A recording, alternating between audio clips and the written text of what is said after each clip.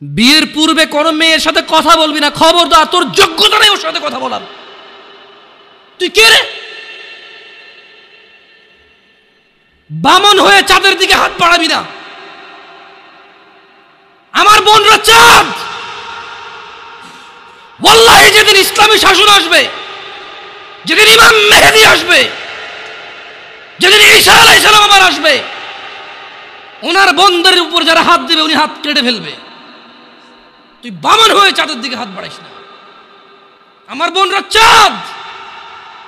ইসলাম মেয়েদেরকে চাঁদ বলেছে আর তোকে বামন বলেছে। বেটা তুই বেটা ছেঁড়া খাতা শুয়ে লাখ টাকার স্বপ্ন দেখিস, বিয়ের আগে মেয়ের গায়ে হাত দিস? তোর সাহস কত? তোর সাহস কত? তুই জানিস না মুহাম্মদ সাল্লাল্লাহু আলাইহি সাল্লাম বলছে নেক স্ত্রী দুনিয়াতে যা আছে ওর চেয়ে বেশি উত্তম। তুই কি করে ওর গায়ে হাত দিস বিয়ের আগে? তোর সেই যোগ্যতা আছে বল? তোকে আল্লাহ জাহান্নামে ফেলবে, তোকে আল্লাহ জ্বলন্ত আগুনে নিক্ষিপ্ত করবে, তোর শরীর পচবে, তোর শরীরের গন্ধে জাহান্নামীরা থাকতে পারবে না, তোকে আল্লাহ এত নিকৃষ্ট শাস্তি দেবে। কেন? কারণ তুই এত বড় জঘন্য কাজে লিপ্ত হয়েছিস। আমারে বুঝাস না মেয়েরা খারাপ, মেয়েরা খারাপ। আমি তো এত খারাপ দেখি না, তুই কোথায় তো খারাপ দেখিস? আমি তো দেখি তুই বেটা টেনে পড়িস মাত্র। তোকে আমি ছোট করে দেখছি না বেটা। তুমি বের হও, ছবি পাঠাও, নাহলে হাত কেটে ফেলবো আমি। দেখো আমি বিষের বোতল নিয়ে আসি, ছবি পাঠাও। তুই বেটা আমার বোনটাকে বেটা ফুসলে সুস বেটা ফাজিল। মেয়েরা খারাপ, মেয়েদের খারাপের কারণে দুনিয়া। তুই কে রে? তুই কি মেয়েরা খারাপ? শোন, আমাদের গ্রামে প্রবাদ আছে, ধর্মীয় কথা না এটা। এখন যেটা বলছি এটা প্রবাদ, এটা ধর্মীয় কথা না। কোনো মেয়ের দেখবেন হাঁটুর উপরে কাপড় ওঠে আর নামে না বেটা। তুই উঠাইছস হাঁটুর উপরে কাপড়, ও উঠায়নি। হাঁটু পর্যন্ত তুই উঠাইছস আর এখন সে নামাচ্ছে না। তুই মনে করিস তুই বেঁচে গেছিস না? তুই মনে করিস তুই জিনাই জেনা না? না বেটা, ও তোর সাথে জেনা করেছে, এরপরে তোকে বাদ আরেকজনের সাথে করবে, আরেকজনের সাথে করবে। আর তুই সূচনা, তুই ওকে শিখাইছিস, এটা সব গুণ তোর উপরে আসবে বেটা। তুই নিজের ছোট পাপিষ্ট মনে করিস না? তুই মনে করিস কি হয়েছে, আমি তো একটা চুমাই নিছি, আমি তোকে বলছি ছবি তুলে পাঠাও, টয়লেটে যাও, ব্লাউজ খুলে ছবি তুলে পাঠাও, জামা খুলে ছবি তুলে পাঠাও। বেটা ফাজিল, আল্লাহ তোকে হিদায়াত দিকে আমিন। ভয় পা, আল্লাহকে ভয় পা। ছোট ভাই আমার, সবাই বুড়া হয়ে মরে না, বহু মানুষ যৌবন্ত অবস্থায় মরে যায়। ছোট ভাই আমার, তোর ঘরেও বোন আছে, ভয় পা, আল্লাহকে ভয় পা। তুই এত বড় অপরাধে লিপ্ত হইস না। তুই মেয়েদের হাঁটু পর্যন্ত কাপড় তুলিস না, খবরদার, তুই এটা করিস না। তো মানুষ তো বেশি নাই, তারপর আলহামদুলিল্লাহ সবাইকে কবুল করুন, যেহেতু ঘরোয়া পরিবেশে। বলেন তো কোনো মেয়ে, আপনার বয়স তখন 16 বছর ছিল আর কি, আচ্ছা যান, কোনো একটা 14 থেকে 18 বছরের মেয়ে আপনাকে বলছে চলো আমরা একসাথে থাকি, বলেন 1 লাখ একটা পাবি না, 1 লাখ। আমি বলে দিচ্ছি, চ্যালেঞ্জ হলে আসিও, তুমি প্রমাণ করে দিও, যাও। মেয়ে কি বলো, মেয়েরা প্রেম হারাম ইসলামে বিয়ের পূর্বে সম্পর্কই হারাম। কিন্তু এর মধ্যেও কোনো মেয়ে ছেলেকে বলে না কিস করো, আমাকে একটা তোমার লুঙ্গি খুলে ছবি পাঠাও, বলে না। প্রত্যেকটা ছেলে বলে, এভরি সিঙ্গেল ছেলে বলে এটা।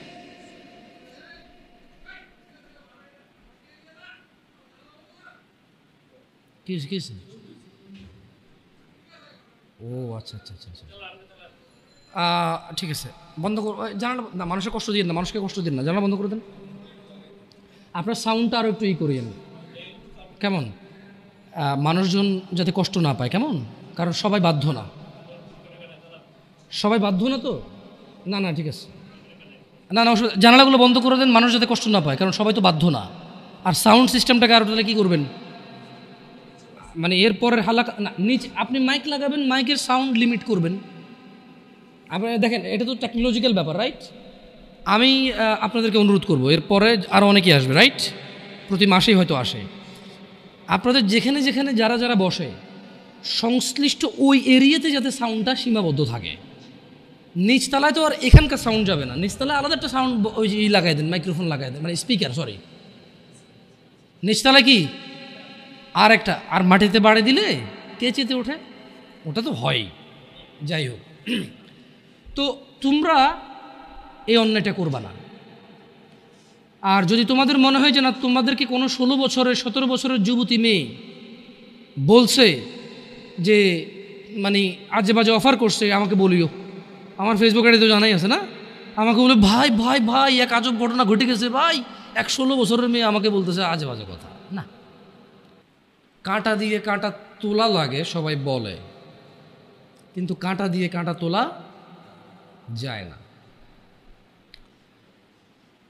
ঘিও সোজা আঙ্গুলেই নিতে হয়, না উঠলে বাঁকা করা যায় না। বাঁকা করলে উঠবে, কিন্তু অন্যায় করতে হবে। মানে সোজা আঙ্গুলে ঘি উঠে না, বাঁকা করতে হয় যারা বলে তারা কিন্তু বাঁকা মানে আঙ্গুলটাকে বাঁকা করবে বলে না, পদ্ধতি চেঞ্জ করবে বলে। তো আমার মনে হয় কিছু জিনিস পরিবর্তন হওয়া উচিত। অ্যাজ এ উদাহরণ উদ্ধৃতি হিসেবে ভালো ফ্রেশ জিনিস আসা উচিত, যেটা যেমন ওই কথা বলছিলাম শবে বরাত নিয়ে এক জায়গায়। আমি বললাম যে শবে বরাতের তো আরবি ট্রান্সলেশন লাইলাতুল কদর হয়, এটা তো রমজান মাসে হয়, রমজানের আগে হয় না। একটা পর্যায়ে এগ্রি করার পরে বললাম যে ঠিক আছে, তাহলে করাই ভুল না হলেও বলাই হলেও ভুল আছে। তার মানে কিছু উদাহরণ উদ্ধৃতি দেখা যাচ্ছে যে আপনি মিনিং ভুল নাই, কিন্তু বলাই হলেও ভুল আছে, অথবা ভুল বের করা যেতে পারে, অথবা যে উদ্দেশ্যে বলা হয় উদ্দেশ্যগুলো ভালো না। তো যারা বলে সোজা আঙ্গুলে ঘি না উঠলে আঙ্গুল বাঁকা করতে হয়, ওরা কিন্তু আপনাকে বলে না যে আঙ্গুলটা বাঁকা করেন। ওরা বলছে সোজা আঙ্গুলে না উঠলে, তার মানে সোজা আঙ্গুলে উঠে। আপনাকে কিন্তু ওরা এটা বলতেছে না যে আঙ্গুল সোজা রেখেই উঠাইতে হবে, বলে বাঁকা করতে, তার মানে পদ্ধতি চেঞ্জ করতে, তার মানে হারাম পথ অবলম্বন করতে। প্রয়োজনে কঠোর হবেন কারো প্রতি, প্রয়োজনে নিজে ভুল সিদ্ধান্ত নেবেন, ওরে দেখেই ছাড়বেন, খাইছি তোরে, এই টাইপের। আবার কাঁটা দিয়ে কাঁটা তোলা আসলে যায় না, কাঁটা দিয়ে কাঁটা তোলা যায় না। এটা মানে কি একজন লোক খারাপ, আপনি তারে পারতেছেন না, এবার আর খারাপের হায়ার করছেন যে ঠিক আছে তুই তারে বুঝা, আমি তো পারতেছি না, এবার ওই বুঝাই দেব, ঠান্ডা করে দিব। তো এটা কেন বলছি এই উদাহরণ, এটা রিলেভেন্ট মানে আমাকে নিয়ে আসছে আধুনিক সমাজে যুব সমস্যার সমাধান নিয়ে কথা বলতে। আমি নিজে তো এখন ইয়াং, মানে কাঁটা দিয়ে কাঁটা তোলার মতো অবস্থা হয়ে গেছে, কি সম্ভব নাকি? মানে এরকম তো ওহি আসে নাই আমার জন্য যে এরপর আর আমার ভুল হচ্ছে না। আল্লাহ আশ্রয় দিক ভুল থেকে, চেষ্টা করবো সবাই আমরা ইনশাআল্লাহ। তো যখন আসলে যুবকদেরকে নিয়ে কথা বলতে চাই বলি, কারণ আমি ইয়াং, আমি আমার ভাই ব্রাদার নিয়ে কথা বলবো, খুব স্বাভাবিক। আমি আমার ভাই এবং বোনদের বুঝি, হয়তো অতটা না, অল্প কিছু কিছু, সব না। তো এটা অনেকেই বোঝে, হয়তো আমাকে আল্লাহ বলার তৌফিক দিছে, আপনাকে আল্লাহ বলার শোনার তৌফিক দিছে, এটা আমাদের মধ্যে ম্যাচ করছে। নাহলে জানে না এরকম মানুষ কিন্তু কম, সমাজে জানে না এমন মানুষ কম, আর মানে এমন মানুষও কম। একটা জায়গায় সিমিলারিটি আছে, জানে না এমন মানুষও কম, আবার মানে এমন মানুষও কম। তার মানে অধিকাংশ মানুষ জানলেও মানে না। আমি মানে বর্তমান যুবকদের যে প্রবলেমগুলো, এগুলো শুধু যুবকদের ইস্যু না, এগুলো এখন বড়দের ইস্যু। আপনি জানা বলেন, নেশা বলেন, এক লোক 20 বছর বয়সে সিগারেট খায়, সে 50 বছরও খায়। তো এটা আসলে কি যুবকের সমস্যা বলবেন না বৃদ্ধের সমস্যা বলবেন? It's a human problem actually. এটা মানুষের সমস্যা। ওর লোক, ওর চরিত্রেরই প্রবলেম। ওর এবারে জোয়ান চরিত্র আর বুড়া চরিত্র বলে কোনো কথা নেই জায়গায়। আর এক লোক গাঁজা খায়, মদ খায়, জানা করে, ও বিয়ের আগেও করছে, বিয়ের পরেও করে। তো এটা কি জোয়ান সমস্যা বলবো আমি? যেটা জোয়ানদের সমস্যা, এটা যুবকদের সমস্যা না। তাহলে ভাবিরা যে অপকর্মে লিপ্ত হয়, ভাবি কখন হয়? যখন কারো বিয়ে হয় তখন সে ভাবি হয়। বিয়ের আগে কেউ ভাবি হয় নাকি? বিয়ের আগে তো কেউ ভাবি হয় না। বিয়ের আগে কাউকে কেউ দুলাভাইও বলে না। তো দুলাভাইরা যে এত প্রবলেম করতেছে শালিকাদের সাথে বা অন্য অন্য কলিগসদের সাথে, এইটা তো মানে দুলাভাই কি, তার মানে কি মানুষের বয়স যখন 50 হয়ে যায় তখন কি তাকে আর দুলাভাই ডাকে না মানুষ? অন্য কিছু ডাকে না। আপনি যদি, হ্যাঁ, ইয়াংদের মধ্যে ওরা গোপন করতে পারে না। প্রবলেমটা কোথায়? প্রবলেম হচ্ছে 30 বছরের এক লোক মহিলার সাথে শুয়ে সমস্ত সম্পদ ব্যয় করে দিতে রাজি, যাতে কেউ না জানে। আর 17 বছরের ছেলে মেয়ের হাত ধরে এসে বন্ধু বান্ধবকে ফেসবুকে স্ট্যাটাস দিবা আজকে ওর সাথে হোটেলে ছিলাম। এইখানে একটা ডিফারেন্সই আছে, যেটা আমি ফাইন্ডিং যেটা করছি আর কি। অপরাধ প্রবণতা আসলে জোয়ান বুড়া বলে কথা না, যার চরিত্র খারাপ তার চরিত্র খারাপ, যে আল্লাহকে ভয় করে না সে করে না। প্রবলেম হচ্ছে 35 বছরের ছেলে তার কলিগের সাথে অবৈধ সম্পর্ক, মহিলার সাথে অবৈধ সম্পর্ক লিপ্ত হয় এবং সে প্রয়োজনে এখানে চাকরি ছেড়ে দেবে, জমি বিক্রি করে ফেলবে, এটা যাতে কেউ না জানে। তাহলে কেন তার সংসার ভাঙবে? আর 15 বছর একটা ছেলে যাতে তার প্রেমিকার অন্য কোথাও বিয়ে না হয়, সে মিশা মিশা বলে ওই তো আমার সাথে ছিল ভাই 7 বছর থেকে সম্পর্ক, আপনি কি কোন বিয়ে করবেন ওরে, ওর পর থেকে সরে দাঁড়া, ও আমার প্রেমিকা। সো একজন জিনা করে ক্লেম করে, যতটুক করে এর থেকে বাড়াই বলে, কেন? যাতে ওর সিকিউরিটি হয়, এই মেয়ের যাতে অন্য কেউ বিয়ে না করে ওই বিয়ে করে। আরেকজন জেনা করে প্রয়োজনের সম্পদ এখানে কোরবান করে দেবে, কেন? কারণ যদি কেউ শুনে তাহলে ওর সংসার ভেঙে যাবে, মানে বিয়ে যেটা সেটা ভেঙে যাবে। দুইজনের সাইকোলজি দুই রকম, এই একটা পার্থক্য আমি দেখছি। আদারওয়াইজ বুড়া জোয়ান কেউ পিছায় নাই আর জানাবে বিচারে কেমন। আবার যুবকরাও তো গোপন করতে পারে না, ও একটা হোটেলে যাবে, একটা পার্কে যাবে, সবার দিকে তাকায় থাকবে। এখন আমি যদি এই যে দাড়ি টুপি রেখে পাঞ্জাবি পরে যদি পাশে একটা বোরখা পরা মহিলা আমার পাশে হাঁটে, আমি যদি 10 ঘন্টা না 20 ঘন্টাও হাঁটি, পৃথিবীর একবারে অচেনা জায়গায় হাঁটি, পাবলিক ধরেই নিবে যারা বউ জামাই। এখন প্রবলেম হচ্ছে 16-17 বছরের যুবক, গায়ে স্কুল মাদ্রাসার ইউনিফর্ম, মহিলা এবার বোরখানা যদি বস্তা গায়ে দিয়েও থাকে লাভ নাই। পাবলিক কব যে এরা কারারে কেন হাঁটতেছে এই জায়গায়। এই কিছু প্রবলেম ফাইন্ডিংস হয় ইজিলি, কেমন। আদারওয়াইজ সব মানুষই এখন বেখেয়ালি।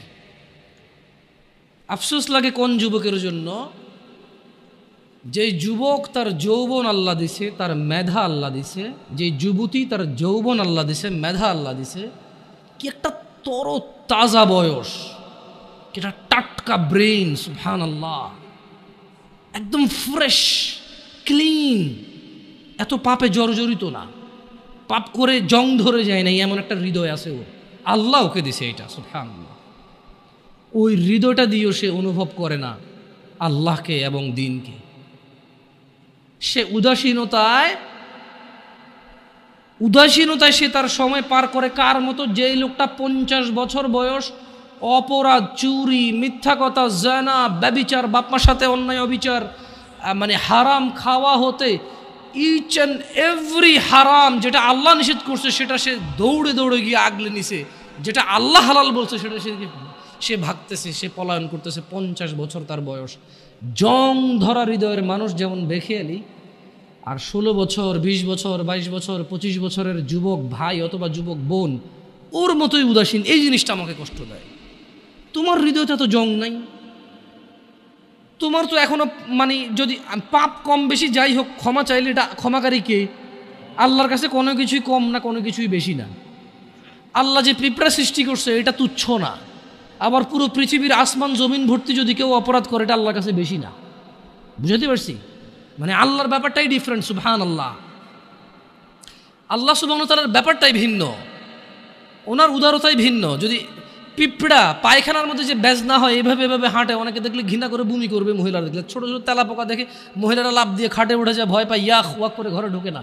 এই জিনিসটা আল্লাহর কাছে তুচ্ছ না। শুকর খাওয়া হারাম, আল্লাহর কাছে এটা তুচ্ছ না। আমার জন্য খাওয়া নেই, সেটা আল্লাহ সৃষ্টি। কুকুর আমার জন্য খাওয়া নেই, সে কিন্তু এটা তুচ্ছ না, এটা আল্লাহ সৃষ্টি। কেউ বানাতে পারবে না এরকম কিছু, রাইট? আবার আসমান থেকে জমিন পর্যন্ত অপরাধ আল্লাহর কাছে বেশি কিছু না। আল্লাহই ভিন্ন, সুবহানাল্লাহ। ওনাকে ওনার ইউনিকনেস, ওনার প্রত্যেকটা জিনিসে ওনার সমতুল্য সমকক্ষ কেউ নেই, কিচ্ছু নাই, উদাহরণ উদ্ধৃতি নেই ওনার ব্যাপারে। আমরা কাউকে উদাহরণ দিব, উদ্ধৃতি দিব এরকম নেই। উনি একক, অদ্বিতীয়, উনি সো ইউনিক, সুবহানাল্লাহ। উনি আলটিমেট ইউনিক, এরপর আর কিছু নাই। সো যুবকদের এই জিনিসটা খুব খারাপ লাগে, উদাসীনতার এই ব্যাপারটা। আল্লাহ সুবহানাহু ওয়া তাআলা কোরআনুল কারীমে বলছেন যে আফা হাসিবতুম আন্নামা খালাকনাকুম আবাসা, তোমরা কি মনে করেছো বা তোমরা কি মনে করেছিলে যে ও আন্নাকুম ইলাইনা লা তুরজাউন, মানে তোমাদেরকে আল্লাহ অনর্থক সৃষ্টি করেছেন এবং তোমরা আল্লাহর কাছে ফিরে যাবে না, তোমাদেরকে আল্লাহ ফিরাই নেবে না, ওনার কাছে ফিরতে হবে না, তোমরা এটা ভাবছো?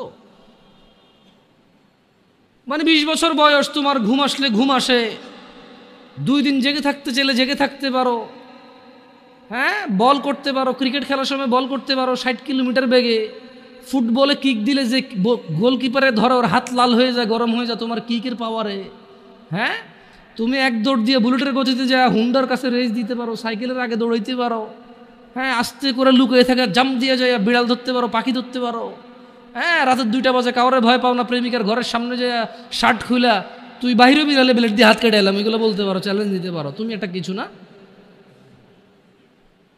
হ্যাঁ, তুমি একটা কিছু মহিলা, মেয়ে বয়স 15, 16, 18, 20, 22 বছর পর্যন্ত এত কিছু করে না।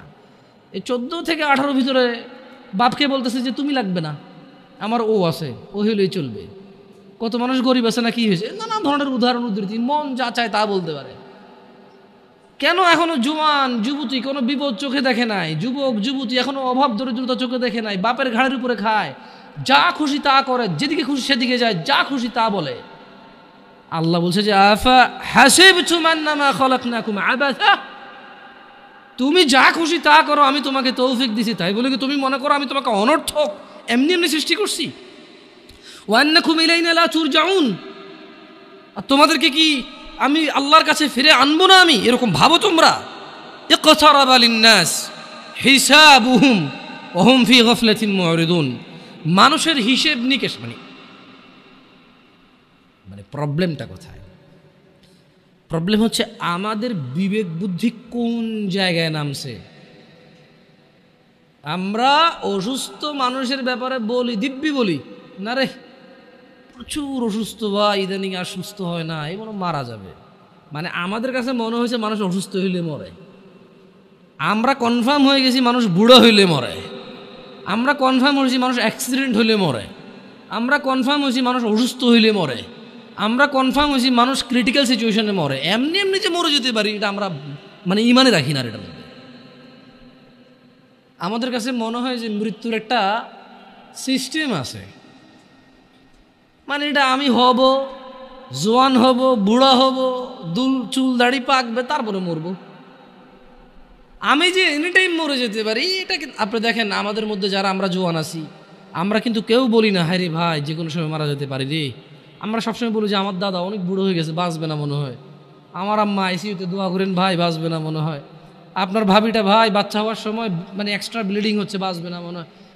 ঠিক আছে, ওগুলো ক্রিটিক্যাল সিচুয়েশন, কিন্তু এরকম হাসপাতালে গেলে যদি মানুষ মারা যাইতো তাহলে কেউ হাসপাতালে যেত না।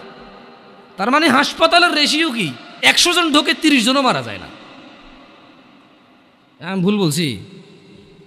প্রতি 100 জন যারা আজকে হাসপাতালে গেছে 20 জন মারা যাবে এদের মধ্যে। তার মানে যত মানুষ মরে হাসপাতালের বাইরে মরে। মানে আপনি এখন যেখানে বসে আছেন অথবা আমি যেখানে বসে আছি, খুব একটু সূক্ষ্মভাবে যদি চিন্তা করি, আমরা হাসপাতালে যারা যায় তাদের মরার চিন্তা আমরা করি প্রচুর, অথচ হাসপাতালে 5% মানুষও মরে না। একজন ডাক্তার 1 মিনিটে রুগী দেখে, আমি চিনি লাকসাম উপজেলায়, নাম বললাম না, তার শিশু ডাক্তার, আমার ছোট ভাইকে দেখাইতে নিয়ে গেছি, 112 নম্বর সিরিয়াল চলতেছে আমার, বললাম আসছে কবে, কয় আসর, এখন এসার আগে 111 জন দেখে ফেলছে, আমরা 12তম ঢুকছি। এর মধ্যে কিছু লোক আসে নাই, আবার কিছু লোক তো তার পিএসএ হয়তো 100-200 টাকা খেয়ে সিরিয়ালের বাইরে দিয়ে দিছে না, তো আমি এটা যোগ বিয়োগ ধরে মানে মাইনাসে প্লাস ধরে ফেলছি আর কি, বুঝছেন না? তা আমি চিন্তা করলাম যে সে তো 140 মানে 100 সর্বোচ্চ 160 থেকে 70 মিনিটে সে 112-13 জন রুগী দেখে ফেলছে। তো ওর যদি গড় রেশিও করতে 1000 তো 2 জন মরতেছে না ওইখানে হাসপাতালে। একটা বিশাল হাসপাতাল, ভর্তি হইতে পারে রুগী 100 জন 150 জন, ওখানে কি ডেইলি 20 জন মারা যায়? বরঞ্চ সরকারি হাসপাতালগুলো ভয় পায় মারা যাবে বলে যে ঢাকা মেডিকেলে নিয়ে চলে যান, জানা যে ওখানে মারা গেলে কোনো সমস্যা নাই, দায়বদ্ধতা নাই তেমন, ডাক্তারদের জবাব দিতে নাই, সরকারি হাসপাতাল মরছে, রুগী ক্রিটিক্যাল ছিল মরছে, আর গরিব মানুষ যায় ওখানে, আমার মতো লোকেরা যায়। সো আমাদের উদাসীনতার মাত্রা কত নিচে, মানে একটা মাত্রা থাকে না, ওই যে বলাতে শুনে না, ছি তুই এত নিচে নামবি, ভাবিনি, এই টাইপের কি, মানে ভাবিনি, আমরা নিজেরাই ভাবতেছি না যে আমরা কত নিচে নামছি। অথচ আল্লাহ সুবহানাহু ওয়া তাআলা বলছেন ইকতারাবা লিন-নাসি হিসাব। আপনি বলতেছেন মরার কথা। আমি আর আপনি এখানে ডিসকাস করতেছি 2023 ডিসেম্বরের আজকে 1 তারিখ, রাইট? আজকের দিনে আমি আর আপনি ডিসকাশন করতেছি আমরা কেন মরার কথা ভাবি না, খালি অসুস্থ রোগী ভাবে, কিন্তু আল্লাহ মরার কথা না। আমার বাপ চাচা মরছে, দাদা মরছে, বাবা আদম আলাইহিস সালাম হতে সবাই মরছে, যারা ছিল, আমরা যারা আছি মরবো, আমাদের পরে যারা আসে তারা মরবে, কিয়ামত পর্যন্ত যত মানুষ আসবে সব কিছু নশ্বর, সব কিছু নষ্ট হয়ে যাবে, মরে যাবে, পৃথিবীতে চলে যাবে। কত দূরের কথা, অথচ আমি আর আপনি 2023 ডিসেম্বরে চিন্তা করতেছি, মরার কথা আলোচনা করতেছি। এটাই আমাদের বুঝে আসতেছে না। কোরআনুল কারীমে আল্লাহ তাআলা বলছে যে ইকতারাবা লিন-নাসি হিসাবুহুম ওয়া হুম ফি গাফলাতিন মু'রিদুন। আরে মরা তো দূরের কথা, মানুষ যে মরে যাবে, হাজার হাজার লক্ষ লক্ষ বছর পার হবে, হাসর হবে, ওর বিচারের দিন হবে, এটাই নাকি নিকটে। বলছে যে মানুষের হিসেব নিকেশের সময় আসন্ন, এই চলে আসতেছে, অথচ তারা ওহুম ফি গাফলাতিন মু'রিদুন, অথচ তারা উদাসীনতায় মুখ ফিরিয়ে রয়েছে। আপনি আর আমি বাঁচার স্বপ্ন দেখি, বুড়ো হয়ে মরবো এই প্ল্যান করি, আর আমরা মরে আমাদের পরের প্রজন্ম হাজার হাজার প্রজন্ম মরে যাবে, জন্ম হবে, বেঁচে থাকবে 60 70 100 বছর বাঁচবে, সব কিছুর পরেও সব কিছু মিলিয়ে আল্লাহ বলতেছে যে আরে এদের হিসেবের সময় তো চলে আসছে, এই চলে আসতেছে, অথচ এরা এখন উদাসীনতা। আপনাদের মনে হয়েছে কি কিয়ামত ঈসা আলাইহিস সালাম আসবে, তারপরে মানুষ ওপেন কুকুর বিড়ালের মতো রাস্তাঘাটে জানা করবে, মানুষ পশুর মতো আচরণ করবে, মানুষের আল্লাহ নাম ডাকার মতো লোক থাকবে না, তারপরে কিয়ামত হবে? এটা তো ঠিক কথা, এটা তো সমষ্টিগত কিয়ামত, মানে এরপরে আর কোনো কিছু অবশিষ্ট থাকবে না। এরপরে কি, যখন ওই কিয়ামত হবে তখন আর কোনো কিছু কি অবশিষ্ট থাকবে না। কিন্তু যে ব্যক্তি যেদিন মারা যায় তার কিয়ামত তখন শুরু হয়ে গেছে। কথা বুঝতে পারি নাই? যে লোক মারা গেছে ও কি ওই ধ্বংস দেখবে? ও তো ধ্বংস হয়ে গেছে, শেষ। যে যখন মারা যায় তার কিয়ামত তখন। আর যেটা আল্লাহ তাআলা যেটাকে বলছে ইযা যুলজিলাতিল আরদু জিলজালাহা, যখন পৃথিবী প্রবল কম্পনে প্রকম্পিত হবে, ওটা তো সবাই কম্পিত হবে। কেমন? আচ্ছা, তো যুবকদের বা যুবতীদের উদাসীনতার মাত্রা এত নিচে যে শুধু বড়রা মুরব্বীরাই মরবে, ওরা মরবে এটা মনে করে না। অনেক সময় বলে যে এখানে মা বাপের খুব বড় একটা বাজে ভূমিকা থাকে। কেমন? আমি বড় অবাক হলাম, আমার কাছে মেসেজ আসে ছেলেপেলের যে আমি কলেজে পড়ি, স্কুলে পড়ি, ভর্তি হয়েছি, দাড়িটা রাখার আমার খুব ইচ্ছা। আমি, কেউ বলে হুজুরদের, কেউ বলে আলেমদের, কেউ বলে শেখদের, যে যার মতো করে বলতে পারে, বলে যে আমি ওয়াজ মাহফিল কিছু লেকচার শুনি, দাড়ি রাখার এত প্রবল ইচ্ছা আমার, এত শখ যে আমি দাড়ি কাটবো না। কিন্তু বলছে যে হুজুর আমার দাদা, দাদু, আব্বা আর আম্মা, একটা পরিবার এত জঘন্য হলে কিভাবে হবে? একজন দুজন না হয়, দাদা, বাপ, দাদা, দাদি, মা, মানে এগুলো কি? আমি ওই দাদাকে বলতে চাই, তোমার বাপে মুজরা করে নাই, তোমার ঘরে টেলিভিশন ছিল না, প্রযুক্তি ছিল না, তোমারই এখন দাড়ি রাখতে মন চায় না। তুমি তোমার নাতিকে আর ছেলেকে যে দাড়ি রাখতে দিচ্ছ না, পর্দা করাচ্ছ না মেয়েদেরকে, তো যাদেরকে রেখে পৃথিবীতে চলে যাবে ওরা তো ন্যাংটা হাঁটবে গো, ন্যাংটা হাঁটবে ওরা। তুমি বলছো যে একটু ঢাকো নাহলে শরম, হ্যাঁ, ওরা ন্যাংটা হেঁটে বলবে সাহসের ব্যাপার, পর্দা হলো মনে। তুমি বলতেছো যে পর্দা হাত পা সব ঢেকে চলাকে বলে না, মনের পর্দা। তো ওরা এটাকে পুরো অ্যাপ্লাই করে ফেলবে। এটা আফসোসজনক কথা। কেমন? মানে একটা পরিবারের বাপ যদি বলে ছেলেকে দাড়ি কাটতে, ছি ছি ছি ছি ছি, এটা ঠিক এরকমই তো যে কেউ কোনো বাপ তার ছেলেকে বলতেছে তোমার বোনকে বিয়ে করো। হ্যাঁ, এই এতক্ষণ এটা দাড়ি কাটার কথা বলছে, নাউজুবিল্লাহ বলে না, অথচ দুটি আল্লাহর বিধান। মানে ব্যাপারটা হয়ে গেছে কি, মহিলা তার স্বামীকে বলতেছে তুমি ভালো হও, প্লিজ তুমি ভালো হও। তো ভালো কীভাবে হবো আমি? তুমি না সিগারেট খেও না, ওকে খাইলাম না। তুমি না অন্য মেয়েদের সাথে কথা বলবা না, হ্যাঁ বললাম না। তো তুমি না নামাজ পড়ো, হ্যাঁ পড়লাম। তা আমি বিয়ে করবো না, না। আরে বেটা, নামাজ পড়তে আল্লাহ বলছে, বিয়ে করতে আল্লাহ বলে নাই? বিধান দুটা কি দুজনে দিছে নাকি? না না, আমি ইনফ্লুয়েন্স করতেছি না, আমি নিজেই একটা করছি, আলহামদুলিল্লাহ। কঠিন রে, কঠিন, খুব কঠিন। যাই হোক, আমাদের শয়তান বলা অনেক সহজ, করা অনেক কঠিন। কেমন? যাই হোক, আল্লাহ ইল্লা মাশা আল্লাহ। তো মানে ইসলামের বিধানটা কেমন? বাপ মা বলতেছে যে বেকার থাকিও না, বেকারকে ইসলামও পছন্দ করে না। কিন্তু ইসলাম কি ঘুষ অ্যালাউড করে? সুদ অ্যালাউড করে? হারাম সিগারেট বিক্রি করার কোম্পানিতে কাজ করা ইনকামকে অ্যালাউড করে? সুদি ব্যাংকে চাকরি করে টাকাকে ইসলাম অ্যালাউ করে? মা বাপ বলে যে বেকার থাকিও না, ইসলাম অপছন্দ করে, মুসলিমরা বেকার থাকতে নাই।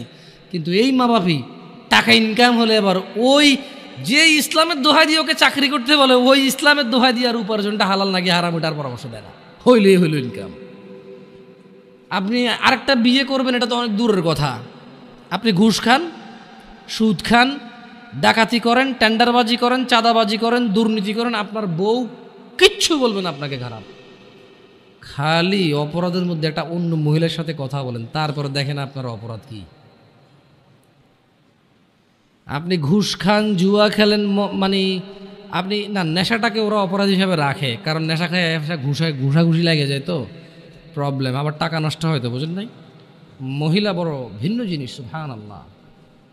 আমি মহিলাদের চরিত্রে হতবাক হই, আমি মহিলাদের চরিত্রে হতবাক হই, নির্বাক হই। কিভাবে? যে ও ঘুষ, দুর্নীতি, চাঁদাবাজি, টেন্ডারবাজি, মিথ্যা কথা, মারামারি, কোনো কিছুকে স্বামীর বদনাম মনে করে না। অপরাধের মধ্যে নেশাটা করলে এবং অন্য মহিলার সাথে কথা বললে এই তার আর সহ্য হয় না, কারণ এটা তার রিলেটেড। নেশা করলে তার হক নষ্ট হয়। অন্য মহিলার সাথে কথা বললে সে মনে করে তার হক নষ্ট হয়। আরে আপনি বলতেছেন অন্য মহিলা, আপনি আরেক বিয়ে করবেন বললে সে মনে করে তার হক কমে যাচ্ছে।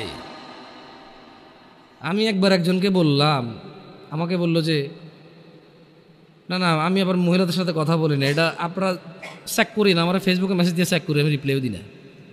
প্রশ্ন পড়ি, প্রশ্ন যেটা খুব ক্রিটিক্যাল মনে হয় রিপ্লাই করি, তাও লিখে। কথা বলবো, ভয়েস মেসেজ এগুলো অ্যালাউড করি না। কেমন? আমার বেতন লিখে যান, উত্তর পারলে দিব, নাহলে ইগনোর করে দিছি, শেষ। তো বলছে যে আচ্ছা হুজুর, আমার স্বামী আরেক বিবাহ করবে, তো আচ্ছা এরকম কমপ্লেন কি 60 বছরের মহিলা দেয়, 40 বছরের মহিলা দেয়? এই জোয়ান মহিলা, জোয়ান পুরুষদেরই ঘটনা। এই মাত্র দাড়ি টাড়ি রাখছে, একটু কোরআন পড়তেছে, বিয়ে অর্ধেক দিন, হ্যাঁ একটু আগে 4-5টা গার্লফ্রেন্ড ছিল আর কি, এখন সে একটু দিনে চলে আসছে, না দিনে চলে আসছে। 4-5টা গার্লফ্রেন্ড ছিল, এখন একলা বউ নিয়ে থাকতে। ইসলাম তো বিয়ে অ্যালাউডই করছে। এখন সে বিয়েই করছে 3 বছর, আরেক বিয়ে করার জন্য পাগল হয়ে গেছে 1.5 বছর থেকে। মানে তার প্রথম বিয়ের বয়সে 3 বছর, 1.5 বছর থেকে ঝগড়া চলতেছে, করে আরেক বিয়ে লয়া। বোঝেন, ওই ক্যাটাগরির কিছু সিচুয়েশন আছে। তো মহিলা বলছে যে মানে দিনী বোন বলছে যে লিখছে আর কি। তো আমি মনে হয় 15 বা 20 দিন পরে মেসেজ ওপেন করে দেখলাম যে, বলি হ্যাঁ লম্বা এক চিঠি। প্রথম কথা এত লম্বা লিখলে আমি ইগনোর করে পড়ি না, আমি কিন্তু কে পড়বে এটা। তো তারপরও আল্লাহর ওয়াস্তে পড়তে বলেছে। আমি লিখেছি যে আল্লাহর ওয়াস্তে বলা ঠিক না, আপনি এটা বলবেন না কখনো, কেমন কাউকে বলবেন না। তো ঠিক আছে, পড়তেছি এক পর্যায়ে বললো যে আমার স্বামী আরেক বিবাহ করতে চায়। তো আমি বললাম আল্লাহ তাকে এই অধিকার দিছে, করতেই পারে, হোয়াট ইজ ইউর প্রবলেম? তো সে রিপ্লাই দিল যে না হুজুর, ব্যাপার হচ্ছে আমি এখন একা, আমারই হক ঠিকভাবে আদায় করতে পারে না। সে যদি আরেক বিবাহ করে তাহলে আমার হক কি কমে যাবে না? আমি বললাম কিভাবে? বলো যে ইসলাম তো ইনসাফ হিসেবে বলছে এই বউর কাছে যা থাকবে এই বউর কাছে তা থাকবে, তাহলে আমারটা ভাগ হয়ে অর্ধেক হয়ে গেল না, কমে গেল না? আমি বললাম তাহলে আপনারা ভাই বোন কয়জন? 3-4 জন। আমি বললাম তো আপনার আব্বার যখন প্রথম ছেলে হয়েছে, ওই ছেলে তো বলা ছিল আব্বা আরেকটা পোলা হওয়া মানে আমার জমিতে ভাগ হওয়া, খবরদার। সিম্পল কথা না? স্বামী যখন 2 বিয়ে করে বউর হক ভাগ হয়ে যায়, অর্ধেক হয়ে যায়, এটা জুলুম। তাহলে কোনো মা বাপের উচিত না একটার বেশি সন্তান নেওয়া, কারণ যত সন্তান তত ভাগ। যে যারা এগুলা মানে ইয়াংদের মধ্যে প্রবলেমগুলো বেশি আছে, তো তাহলে তো দিনী বোন তখন তো চিন্তা করা উচিত যে আমি তো পৃথিবীতে আসতে পারতাম না।